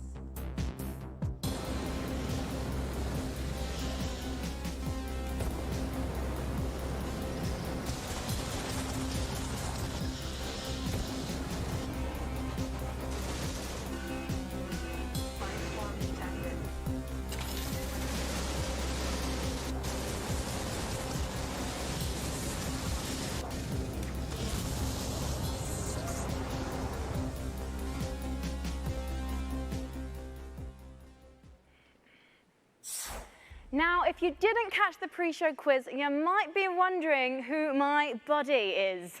Well, this, ladies and gentlemen, is Webster from Drake's Cakes, one of the PC Gaming Show's sponsors this year. And he's got a cool competition for you, the Drake's Cakes PAX giveaway. Oh yes. PAX is a gathering of PC and tabletop games, concerts, panels, exhibits, and tournaments. It's like a 4-day LAN party, festival, workshop, and concert rolled into one. The very lucky winner will enjoy a Baru would PAX probably West, light it on including 2 fire. tickets and a free trip to Seattle. So if that's you, hit me up on those dates, because I am free. Webster, my man duck, this is very generous of you indeed. And by entering, guys, you will get a discount code to get your hands on some delicious Drake's Cakes available on Amazon. And if you're at E3 itself, don't forget you can meet Webster in person at the E3 Concourse Walkway, where he'll be giving away Drake's swag and tasty treats all week. So if you see him, give him a fist bump on my behalf. I'll take one now. Thank you very much, Webster. So if you have ever dreamt of spending a weekend knee-deep in one of Earth's best gaming festivals, visit pcgamer.com/Drake's Cakes and enter now for a chance to win and hang out with Webster. All right, Webster, all this hosting has got me a bit peckish. Webster How is a about we look at dictionary. the trailer for the next edition of Clay Entertainment's beloved survival series, Don't Starve, Hamlet. Oh, sick.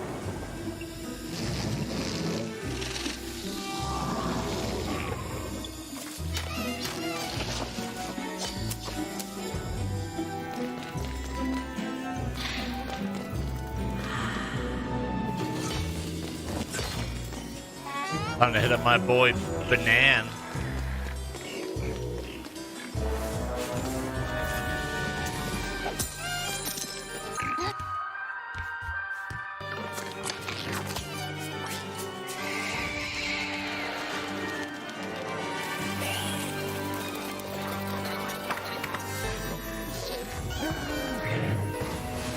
Oh shit.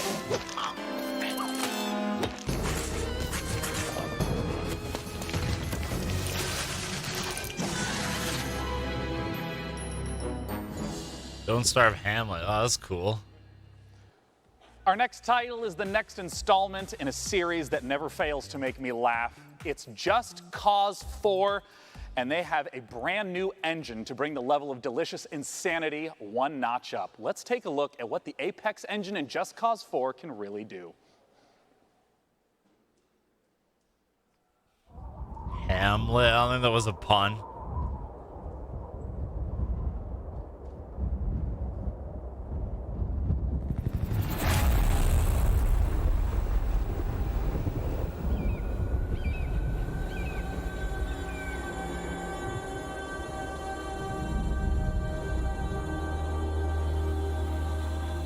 What's Sam?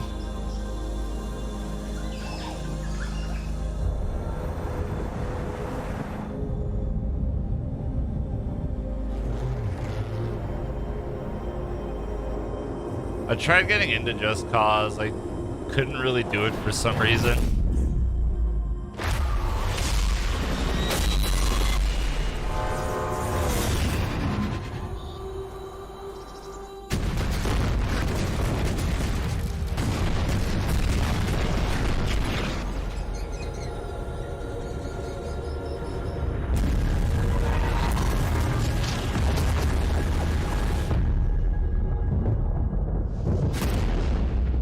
Oh, gotcha, Zam. I get it now. I get it. Joining me to talk about it on stage now from Avalanche Studios, it's Francesco Antolini and Adam Davidson. Gentlemen, welcome. Talk to me about the tornado. Fantastic, isn't it? So it's a very nice piece of tech. It's not just beautiful, but thanks to Apex, it's also a bad boy that actually works. It's fully physicalized. Yeah. This means that it's roaming the world, wreaking havoc, and It's not just like a background. Day-9's piece. 6 It's foot actually 4. impacting the world This before is you. Just Cause, man. You go there and you play with He's it. the same height as I am. Like exactly the same height as me. trailers that I've seen, it seems to be a lot of different environments that are available throughout. Can you talk to me about those? Yeah, I mean, one of the most important things to us with this installment of Just Cause was bringing a lot more variety into the game, and that extends to a lot of things, but certainly the biomes of the game. So instead of one kind of region of, like, say, southern Italy, like we had last time, now you have lush rainforests, deserts, grassland, and even alpine biomes, all of which, you know, are rendered beautifully with the new Apex engine. Now, something that's very important to me is some of my favorite features from Just Cause 3. Can you talk to me about, like, the wingsuit and the grappling hooks? Like, are those coming back in Just Cause 4? Everything you love from Just Cause 3 is back. Good. But Good. everything is also just better. There's more to do, more to discover. For example, the grappling hook is completely customizable. The combat model has been completely reworked, redesigned, enhanced, or new weapon, new enemies, new AI. We've got extreme weather that interacts with grappling hook and parachute. The wind that we saw from the tornadoes, is it just like basic wind effects also get incorporated as well? Again, it's just cause, so nothing is just an effect. So if there is wind, it's physics and acts with your parachute, grappling hook, So and the great. rest. Yeah. Well, where can people go to get some, we'll call it first-hand footage of what Just Cause 4 can deliver?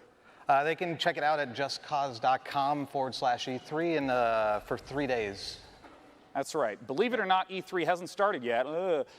Starts tomorrow. So June 12th through 14th, you can check it out. Thanks so much for joining us on stage. I look forward to the hilarity of Just Cause 4. Now, our next title is one of my all-time favorite IPs. I can't wait for Frankie to talk to you about The Walking Dead. Overkill Software and Starbreeze are the creators of Payday and Payday 2. Therefore, it goes without saying that these studios are some of the most talented makers of cooperative shooters. And their next one is set in a familiar but new apocalyptic Washington, D.C. Here's the first gameplay footage for Overkill's The Walking Dead. And keep your eyes peeled for the release date at the end. One guy, woo!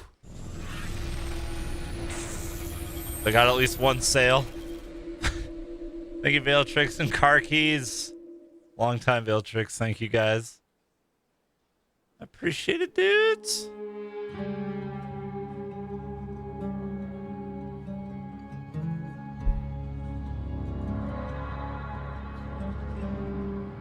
We were so many things.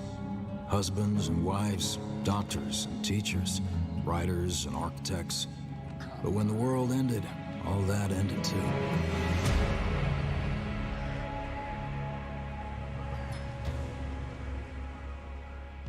Every day we fight for more than survival. We fight to build a new life.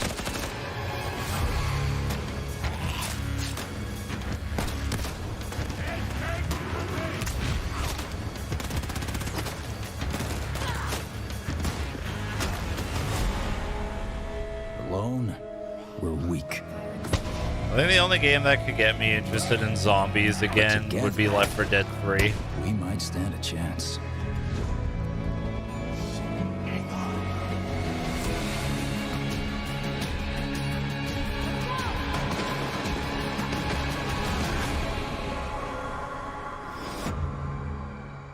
Although Dying Light 2 looks good. I like the first game, the bit I played. And I have more good news for fans of The Walking Dead. Overkill's game for The Walking Dead, of course, coming soon, but we have a second completely different Walking Dead game that we're getting the chance to talk about right now. This is Telltale's The Walking Dead: The Final Season. Joining me on stage to talk about it is the lead writer, James Windler, and the voice of Clementine herself, Melissa Hutchison.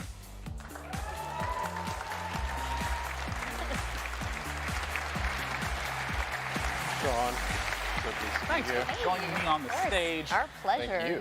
Now, I want to ask right away for, people who've played through the first 3 seasons of The Walking Dead, in terms of the gameplay, what's some of the familiar and what's some of the new? Okay, so for people who don't know Telltale, we are a story-based company. We focus on narrative. We've had our roots in the old school point-and-click adventure games, but we've developed our own cinematic style and almost a signature mechanic, like our choice wheel. Yeah. And that's all familiar. That should, the choices branch the narrative. What's new this year? We have traditionally like combat and action, we've done with QTEs and like swipes and button mashes and all of that. This year, with the final season, we're introducing segments of unscripted combat. I kind of wish this was news on another Minecraft story mode. Clem probably just brutalized the zombie there. Of course she is. Oh yeah, so we also have like the orbital cam, like the over-the-shoulder camera. So that's like offering our players opportunities to explore our environments, which you can also see from the B-roll. Is like they're looking really, really good with this graphic black art style that we're employing. Yeah, because in the previous games it was much more of a directed camera from scene to scene, but now you can really sort of explore the environment on your own. Absolutely, yeah, and yeah. Now I want to ask about the story. I mean, Telltale games always have that as the central feature. Where does The Walking Dead, the final season, start off? Okay, so it starts, Clementine has been on the road for a long time. We are post-time jump in the comics. She's been on the road. She's traveling with AJ, who is an orphaned boy, who is the closest thing that she has to family. But they're reaching the end of it. They are like running out of steam on the road. It's like proving to be untenable. The final season, Clementine discovers a school, a secluded school, where there are no adults, and essentially sees that this might be a place that they could call home. Yeah, and what are the sort of challenges that she's going to face throughout the season? Oh, all kinds of challenges, like zombie threat all the time. Yeah, of course. And then there's always the external threat, like at some point there are going to be adults coming in representing external threats that she's going to have to deal with. Now, Melissa, I want to ask what your experience has been like, because it's rare to have, a voice actress journey along with a character in a multi-year journey. I mean, how long ago was the first recording that you did? Well, it was 2012, but we might have even started in 2011. I don't know. We're not going to do math on air. Yeah, we're That's not always doing a math. bad idea. That's not happening right now. It's been a long time, and it's not only just playing one character, it's actually been aging with her, growing with her, and falling deeper and deeper in love with her. I'm still here, man. Starting as this young child who's, playing as Lee, it's your job to protect her, and then organically moving through all these seasons, and now too excited. Playing as Clementine. I mean, really, this is a fan-driven game, so this final season is for the fans, and you're going to be playing as Clementine and protecting AJ, and this is just near and dear to my heart. And how do you feel about the fact that this is the end? Well, I mean, it's bittersweet. I'm super sad. I'm super psyched. Of course, it'll be sad to end her journey, but I'm really looking forward. Obviously, I'm surrounded by talent with Telltale Games. Go back to bed, okay? I will. The writers and the creatives are going to crush it. So. Sad but happy? It's all very confusing. I'm a very confused human right now. Let's just put it that way. Well, I'm someone who's played through all of the Telltale Walking Dead games. I'd love to know when the final season is coming out. August 14th. I'm mostly just watching the PC Gaming Show because of Day 9. Be sure to check it out. I'll be honest. Thank you so much for joining me on stage today. Once again, that's thewalkingdeadgames.com, or you can find it on Steam as well. For our next title, Frankie, we're going to head back to you on the balcony. Next up, have I got a treat for you. Coming straight out of Finland from Nolla Games, it's a magical action roguelike that asks, is that a wand in your pocket? Or are you just trying to kill me? Don't let the retro art style fool you. Noita is set in a procedurally generated world where every pixel is physically simulated. Let's take a look.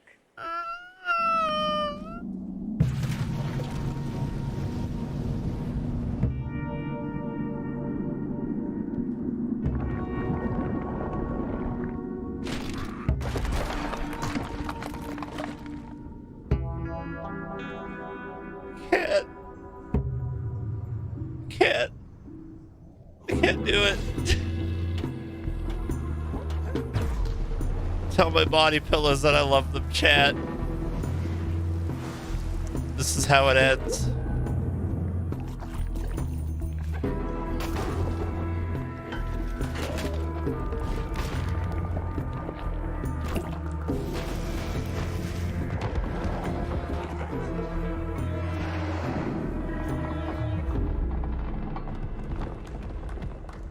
Noita.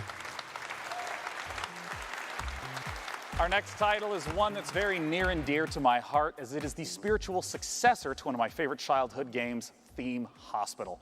Joining me to talk about it are the two founders of 2 Point Studios to talk about 2 Point Hospital.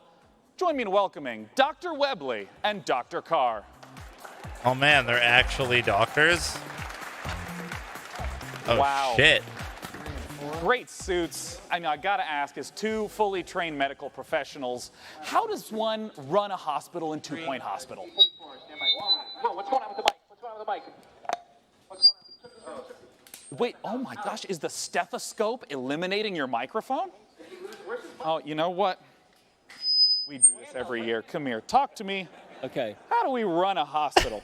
So 2 Point Hospital is a game about designing and building your own hospital. It's Talk directly at my tie. You said don't talk there. Hey, that's so good. Look out here, you said. Yeah, no, just look straight at the ground. There's a lot of customization. Is this not working at all? Yeah, it's great. Doing great. Carry on. I'll carry on then. Dana's Yeah, really good at customization, recovering. A lot of interesting characters in our world, which with all these different characters, we had to come up with some really interesting illnesses and cures for them. And you have fun in 2 Point County exploring different regions and curing people with different ailments. And as you can see on the screen, we've got... this is real. That is we actually violent. researched this. It's a certain animal. And also you can train people. You can train your doctors to be better, your nurses to be better, do research so you can unlock new wonderful cures. Yeah. You know, saying everything, isn't it? Sorry, I didn't know if your mic was great. working. I was a bit backfilling. Carry on. So, I mean, no, tell me about it. Like, what is the sort of late game sort of experience that you'll be playing through? Because this looks like it's quite deep into the running of a hospital. Yeah, this is later on. So you start off and you're researching, tiny and head. you're training up staff, you're diagnosing illnesses, and you're hopefully curing them and making money, and then heading off. I see this to 2 Point malady. County. Yeah, I see this malady called turtle head. Can you explain a little bit about what that is? Yes. It's when the head becomes so shrunken, it gets stuck in the neck orifice, just pops out slightly, and it has to be extracted. And Mark, how's it get extracted? This is something you've maybe we've all been there. I know. This is one where a little bit of suction always helps, and and it's gone. And out it comes. Yeah. Now, we had to research how to do that. That's actually a real illness. From it is. It's real. England. Now, I had to ask about something that I think every young man has to deal with at some point. What is a monobrow infestation? Yeah, well, monobrow is, follically enhanced. Yes. Problem. We've all been there. Yeah. I haven't. No, okay. I get the middle of my eyebrows It waxed. needs to be diagnosed and cured pretty quickly. If it doesn't, it'll fester, and you might shed a bit of hair. And in fact, it will actually leave the body, and it needs to be got rid of before the health inspectors arrive. It looks like the monobrows are multiplying in the hospital. They breed they're big breeders, the monobrows. they like monobeasts. They like dirty places. Disgusting. So you've got to keep your hospital clean and well maintained. Yeah. Otherwise, they're going to breed, and you'll have a trouble. I want to ask about sort of how the game evolves over time, because Theme Hospital was very mission-based. How does the experience of running a hospital change as the game goes on? Yeah, so once you've started your first hospital, it's a pretty simple affair, and then you move on through 2 Point County. There's different regions. There's a cold region. There's warm regions with contagious diseases, and there's poor regions, there's rich regions. Yeah. So we've got volcanoes. Yeah. In fact. We've got all sorts of wonderful. Weird effects can happen in different parts of the world. So you might struggle to manage your hospital empire because a volcano went off nearby. Yeah, it's about spinning plates, isn't it? You've got everything set up nicely, and then something happens. Thrown at you. So. Well, I'd love to know more information about when 2 Point Hospital is coming out. Well, we're coming out to fall, and you can check us out by going onto our Steam page and hopefully wish listing. Yeah. And that's actually kind of gross, Gustav. No. Well, I'm personally, again, really looking forward to it coming out. Thanks so much for joining me, Doctor and Doctor. Thank you. About also, what did he say? When is it coming out? I heard pho. It's coming out pho. Now, our second Battle Royale game of the afternoon takes a Fantasy RPG-esque Thank you for the bent, and you may have 52 even months, seen it getting Ghost Horse. streamed That's a on long Twitch in the ass previous time. week. Oh, Let's take a fall. look at Hi-Res's Realm Okay. Okay. I misheard. Thank you, JMVR, for the 2 months. Welcome back, guys. Thank you.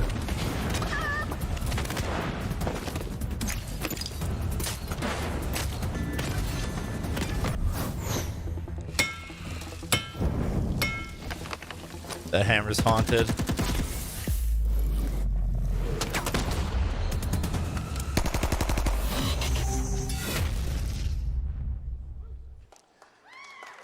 Joining me to talk about Realm Royale is the executive producer at Hi-Res Studios. It's Rory Newbrough, a.k.a. Dry Bear. Mr. Dry Bear, what separates Can you Realm guys Royale unkill from other Tribes types of battle Ascend, royale games please? in the genre? It's a good question. So before you go up into the air to determine where you land on the map, you'll actually choose from a list of fantasy classes like Mage or Hunter or Assassin and specify a unique play style before you land.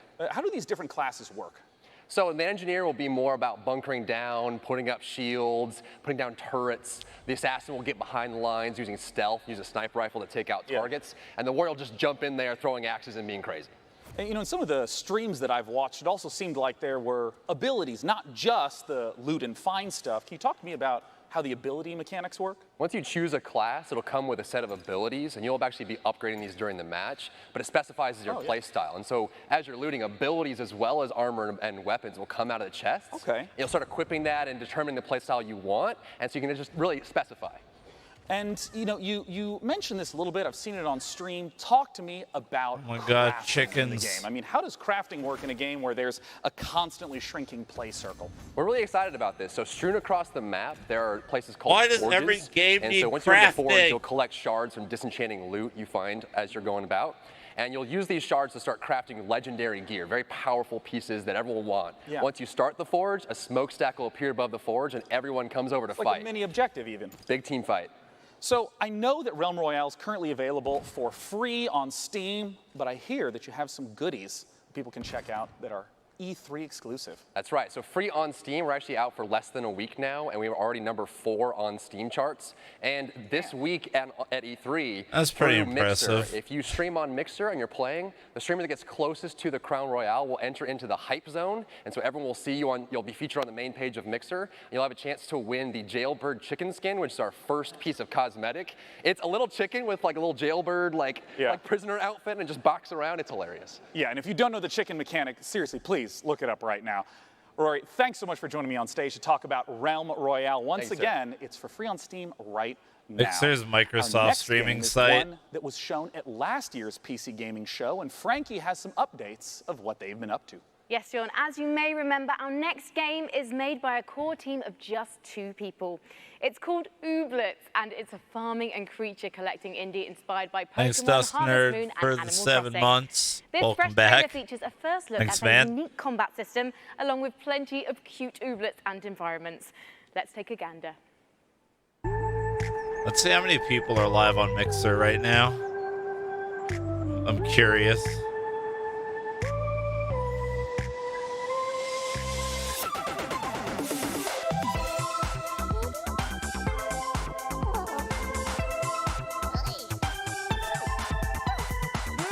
It's actually not terrible.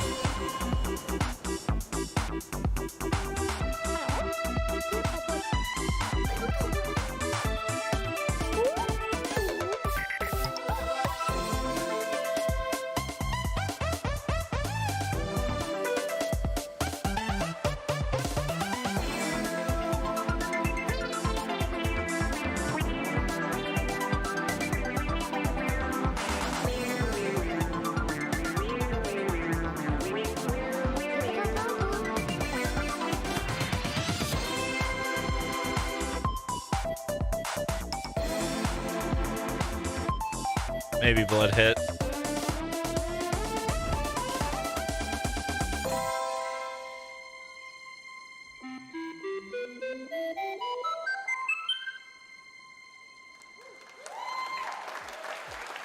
Yeah, Mixer's doing okay.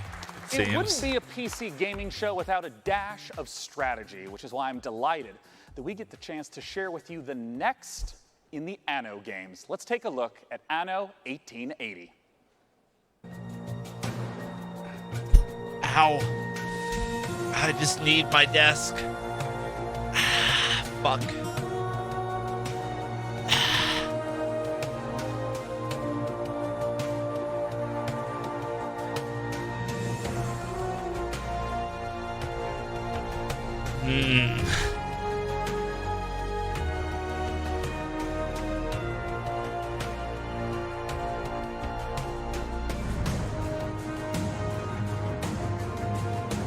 I'm very unfamiliar with these games.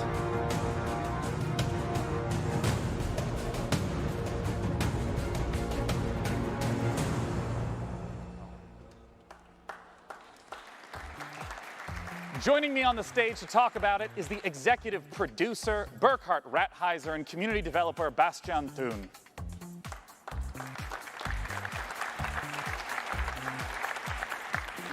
Gentlemen, welcome to the stage. I want to begin right away by asking, for people who haven't seen or experienced the Anno series, what are these types of games like?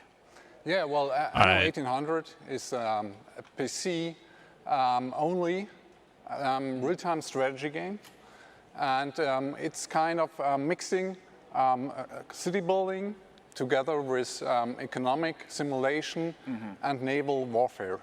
And at its core, it's a sandbox game, so you have a vast amount of freedom to explore the world and build huge cities. And I wonder if you could talk to me a little bit about why the choice of the 19th century for this game. Well, the 19th century, it's such an interesting and rich era. There was so much happening in this era. So we had two industrial revolutions.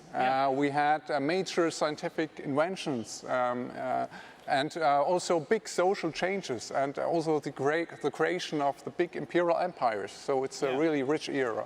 And what are some of the elements that we'll get to see from the 19th century in Anno 1800? So it's kind of, for the player, it's, well, basically you start with the first kind of medieval settlements, and then it's kind of a journey through the 19th century. So it's kind of, you explore everything that kind of happened in medieval stuff is sick. Era. And I understand that you have a very unique take on how to work with the community, how to gather feedback. I was wondering if you could talk to me about what is Anno Union. So last year at Gamescom, when we actually revealed the game, we decided on, you know what, it's pre-alpha, we revealed the game. We invited the community to basically become a member of our development team. So we launched our Anno Union platform. It's a place where we give constant weekly updates on the current development and invite players to give feedback and basically help us developing the game. Can you give me like an example of exactly how some choices have been steered by the community? So there's a lot of different stuff we did. So like from feedback we got on our blogs and focus playtests where invited players. We got so much great feedback, which had to completely rebalance the I'm drinking, don't worry. Of the game. I'm staying also, hydrated. We heavily expanded on core features of the game based on feedback. We said like, okay, that really seems to work. Players like that, so okay. Let's do it, like improve the quality a little bit even more. Yeah. But they can also vote on actual game content. So we had a big vote for an AI opponent in the game, for a community creation contest where they could create their own island and stuff like this. And I understand that some of this footage that you're sharing right now is pieces that people can go to anno-union.com and vote on right now. Exactly. So right just in time for E3, you can go Yo, to what up, anno-union.com, Shiki-Chi? check out, we have a vote up where you can vote How's on it going? one of 5 ships in the game. And that's only the first stage, because in the second stage, we will allow you to design your own ship variant. So the winner of that first vote, then you can What's design your favorite your own boat, design chat? modes, drawings, 3D models, whatever you like. And the winner of that contest will actually make it into the game. Now, where is the website that people can go to again to get the most information right now? Yeah, just check out anno-union.com. That's basically our big community platform, and we want to invite especially strategy gamers, PC players out there to come help us developing the game, sharing feedback. Just check it out. Well, gentlemen, thank you for joining me on stage to talk about Anno 1800. Our next title is the final battle royale of the night, and Frankie, Thank you, Fruit Just gonna be talking Fornicator. about it, and it's a little bit. Thank you, maybe not what Pokemon you'd Dude, expect. for the 18 and the Publisher 3 Tiny months. Build is known for discovering distinctive indie Thanks. developers and Welcome bringing their back, quirky guys. ideas to the fore, with Cluster Truck, Speedrunners, and Hello Neighbor among their catalogue of hits. And now I'm delighted to be able to bring you the world-exclusive reveal of a game developed by Galvanic Games in Hi, Des. cooperation with Explosion.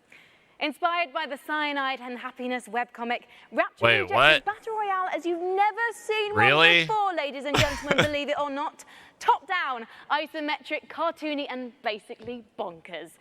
Let's take a look at what happens when the man upstairs makes an epic fail and only beams up the bad people. Introducing Rapture Rejects. Cyanide and Happiness. I'm interested now.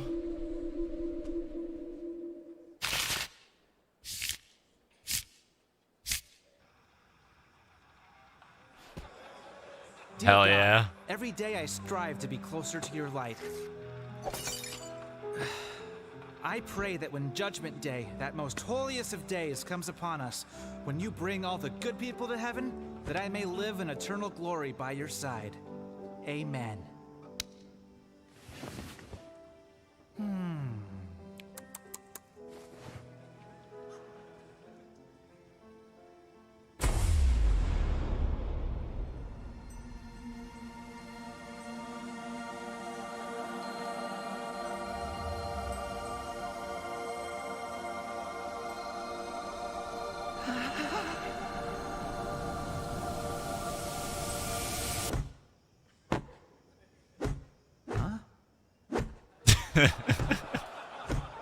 Little help.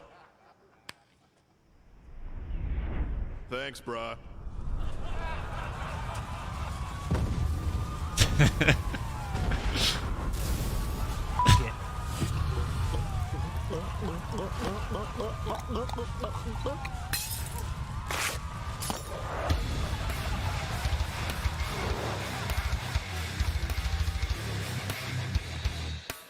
Interesting.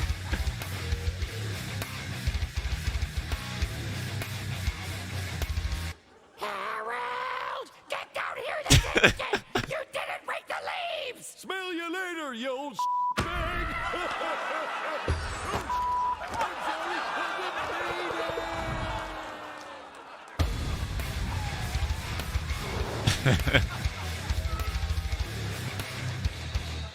I'm down just because it's Cyanide and Happiness.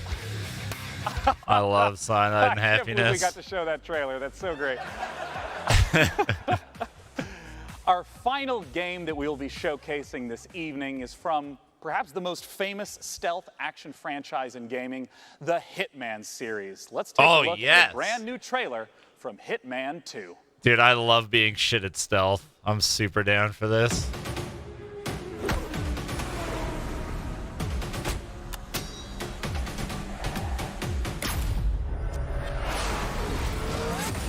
Welcome to Miami, 47. Stealth Master The Cherno's innovation coming race back, is chat. On its last day, and it is Get down hype. to the wire. The Providence defectors are Robert and Sierra Knox. A day of high-octane thrills and two very public targets.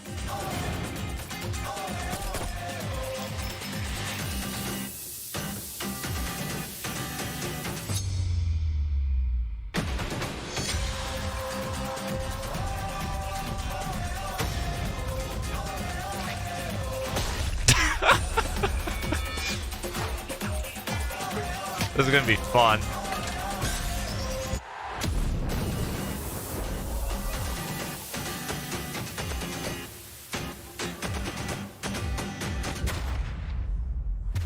Nice. November, nice.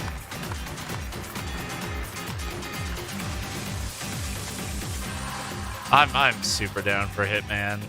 100%. Joining me to talk about Hitman 2 is game director from IO Interactive, Jacob Mickelson. Join me up here, Jacob. Come on out, we gotta talk. Assassination. Hey, Sean. Welcome, Jacob. Thanks for joining me. I mean, right away, tell me what Sean, is Agent 47 doing Jacob, in Miami? Jingleheimer. Well, he's there to pay a visit to Sharon Robert Knox, who are part of the Kronstadt Empire. And yeah, we all know how that ends, right? Well, given that it's a Hitman game, I have some hints.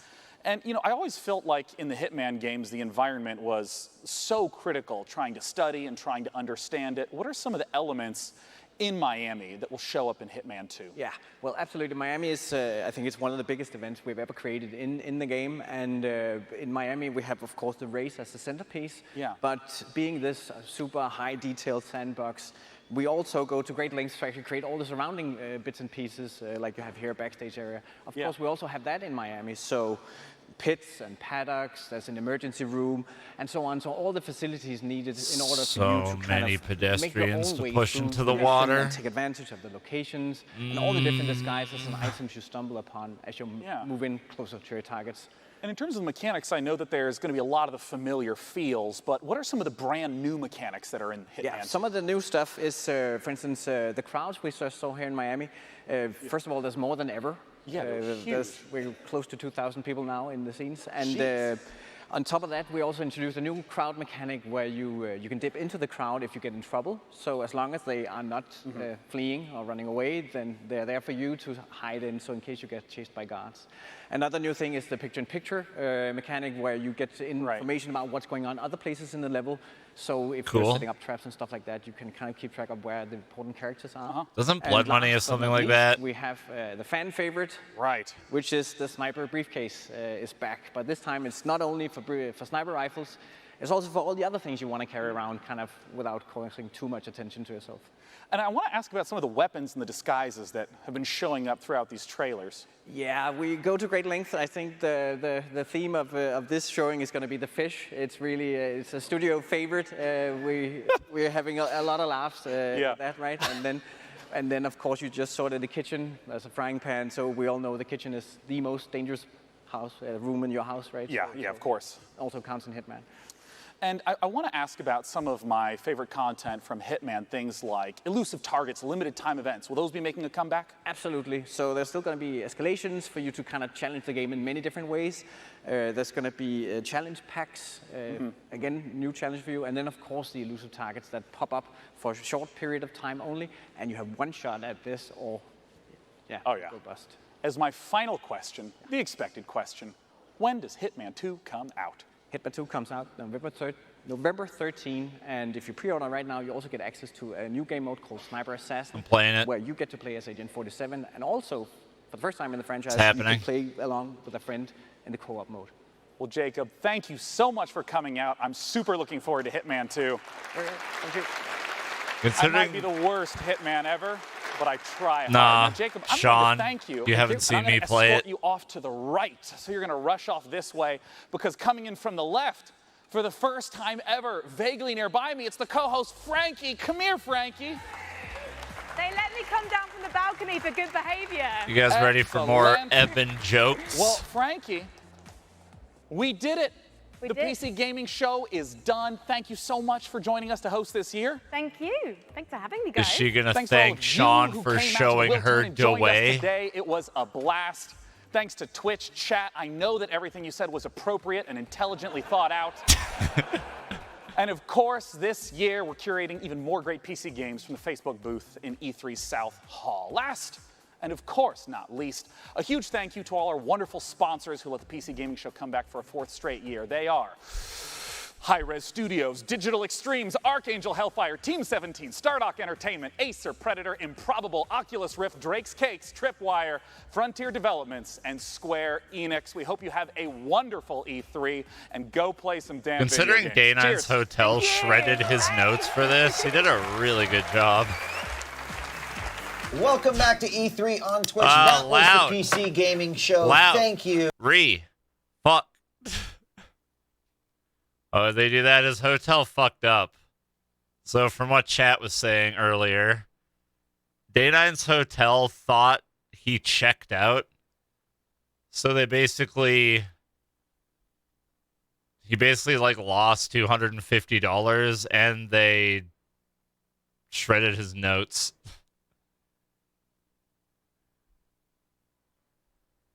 Something along those lines. All right, here's his tweet. Just got called from the hotel. They somehow believed I had checked out. took the shoes and belt, thought the $250 in cash was a tip, and threw away all PC Gaming Show documents and threw the rest of my stuff out. Shoes and belt will be recovered tomorrow and cash reimbursed. What?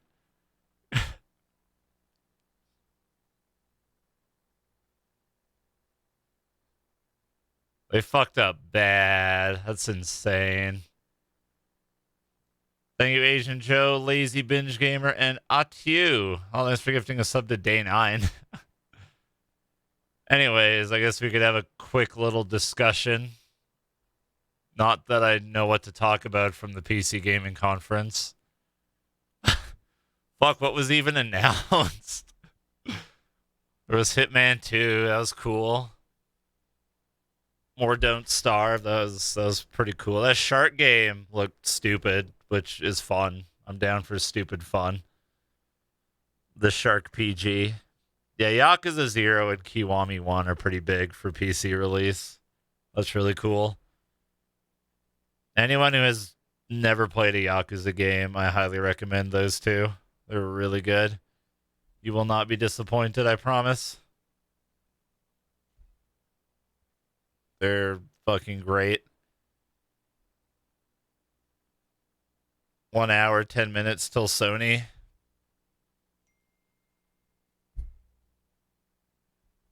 What's my sister texting me about? Hold on.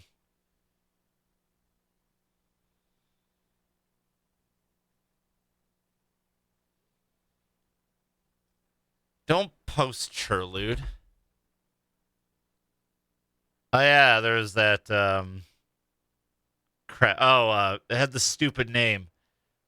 Come on. What was it? That building game. Satisfactory, that's it. That's it. That looked cool. I'm down for that.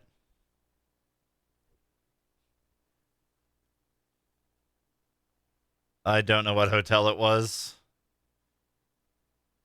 Hotels can be pretty shitty most of the time. I remember the hotel we stayed in for Summer Games Done Quick 2014. They did not treat us very well.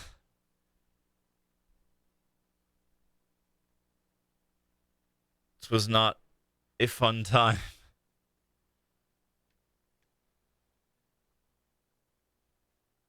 There was like some business party going on in the next room that could be picked up on the stream because they were blaring really loud like Fiesta music. And they complained about our noise from clapping at runs. Plus, so like that got the hotel manager on our bad side.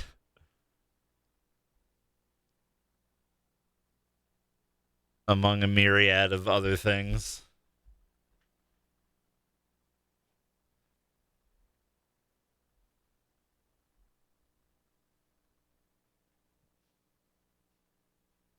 It was not a good time.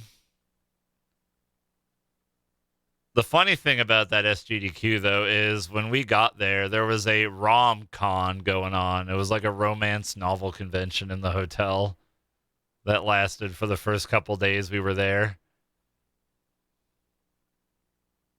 That was pretty amusing. A lot of like wives and their very disappointed looking husbands.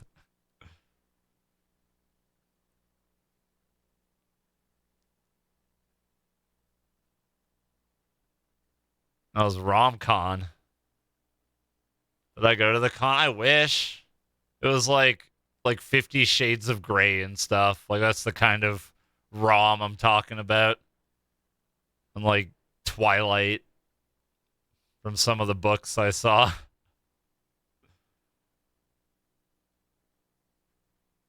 Did you miss anything? They announced Half-Life 3. Gabe Newell ascended from the stage in a cloud of smoke and fireworks. He brought a golden microphone to his lips. and said, Half-Life 3 confirmed. And then everyone died. The end. Who even cares about that in 2018, everybody?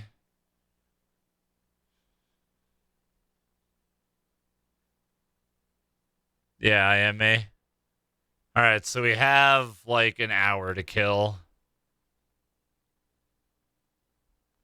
before Sony starts. I'm half considering a Doom run just to celebrate the new Doom announcement, but I'm not too sure.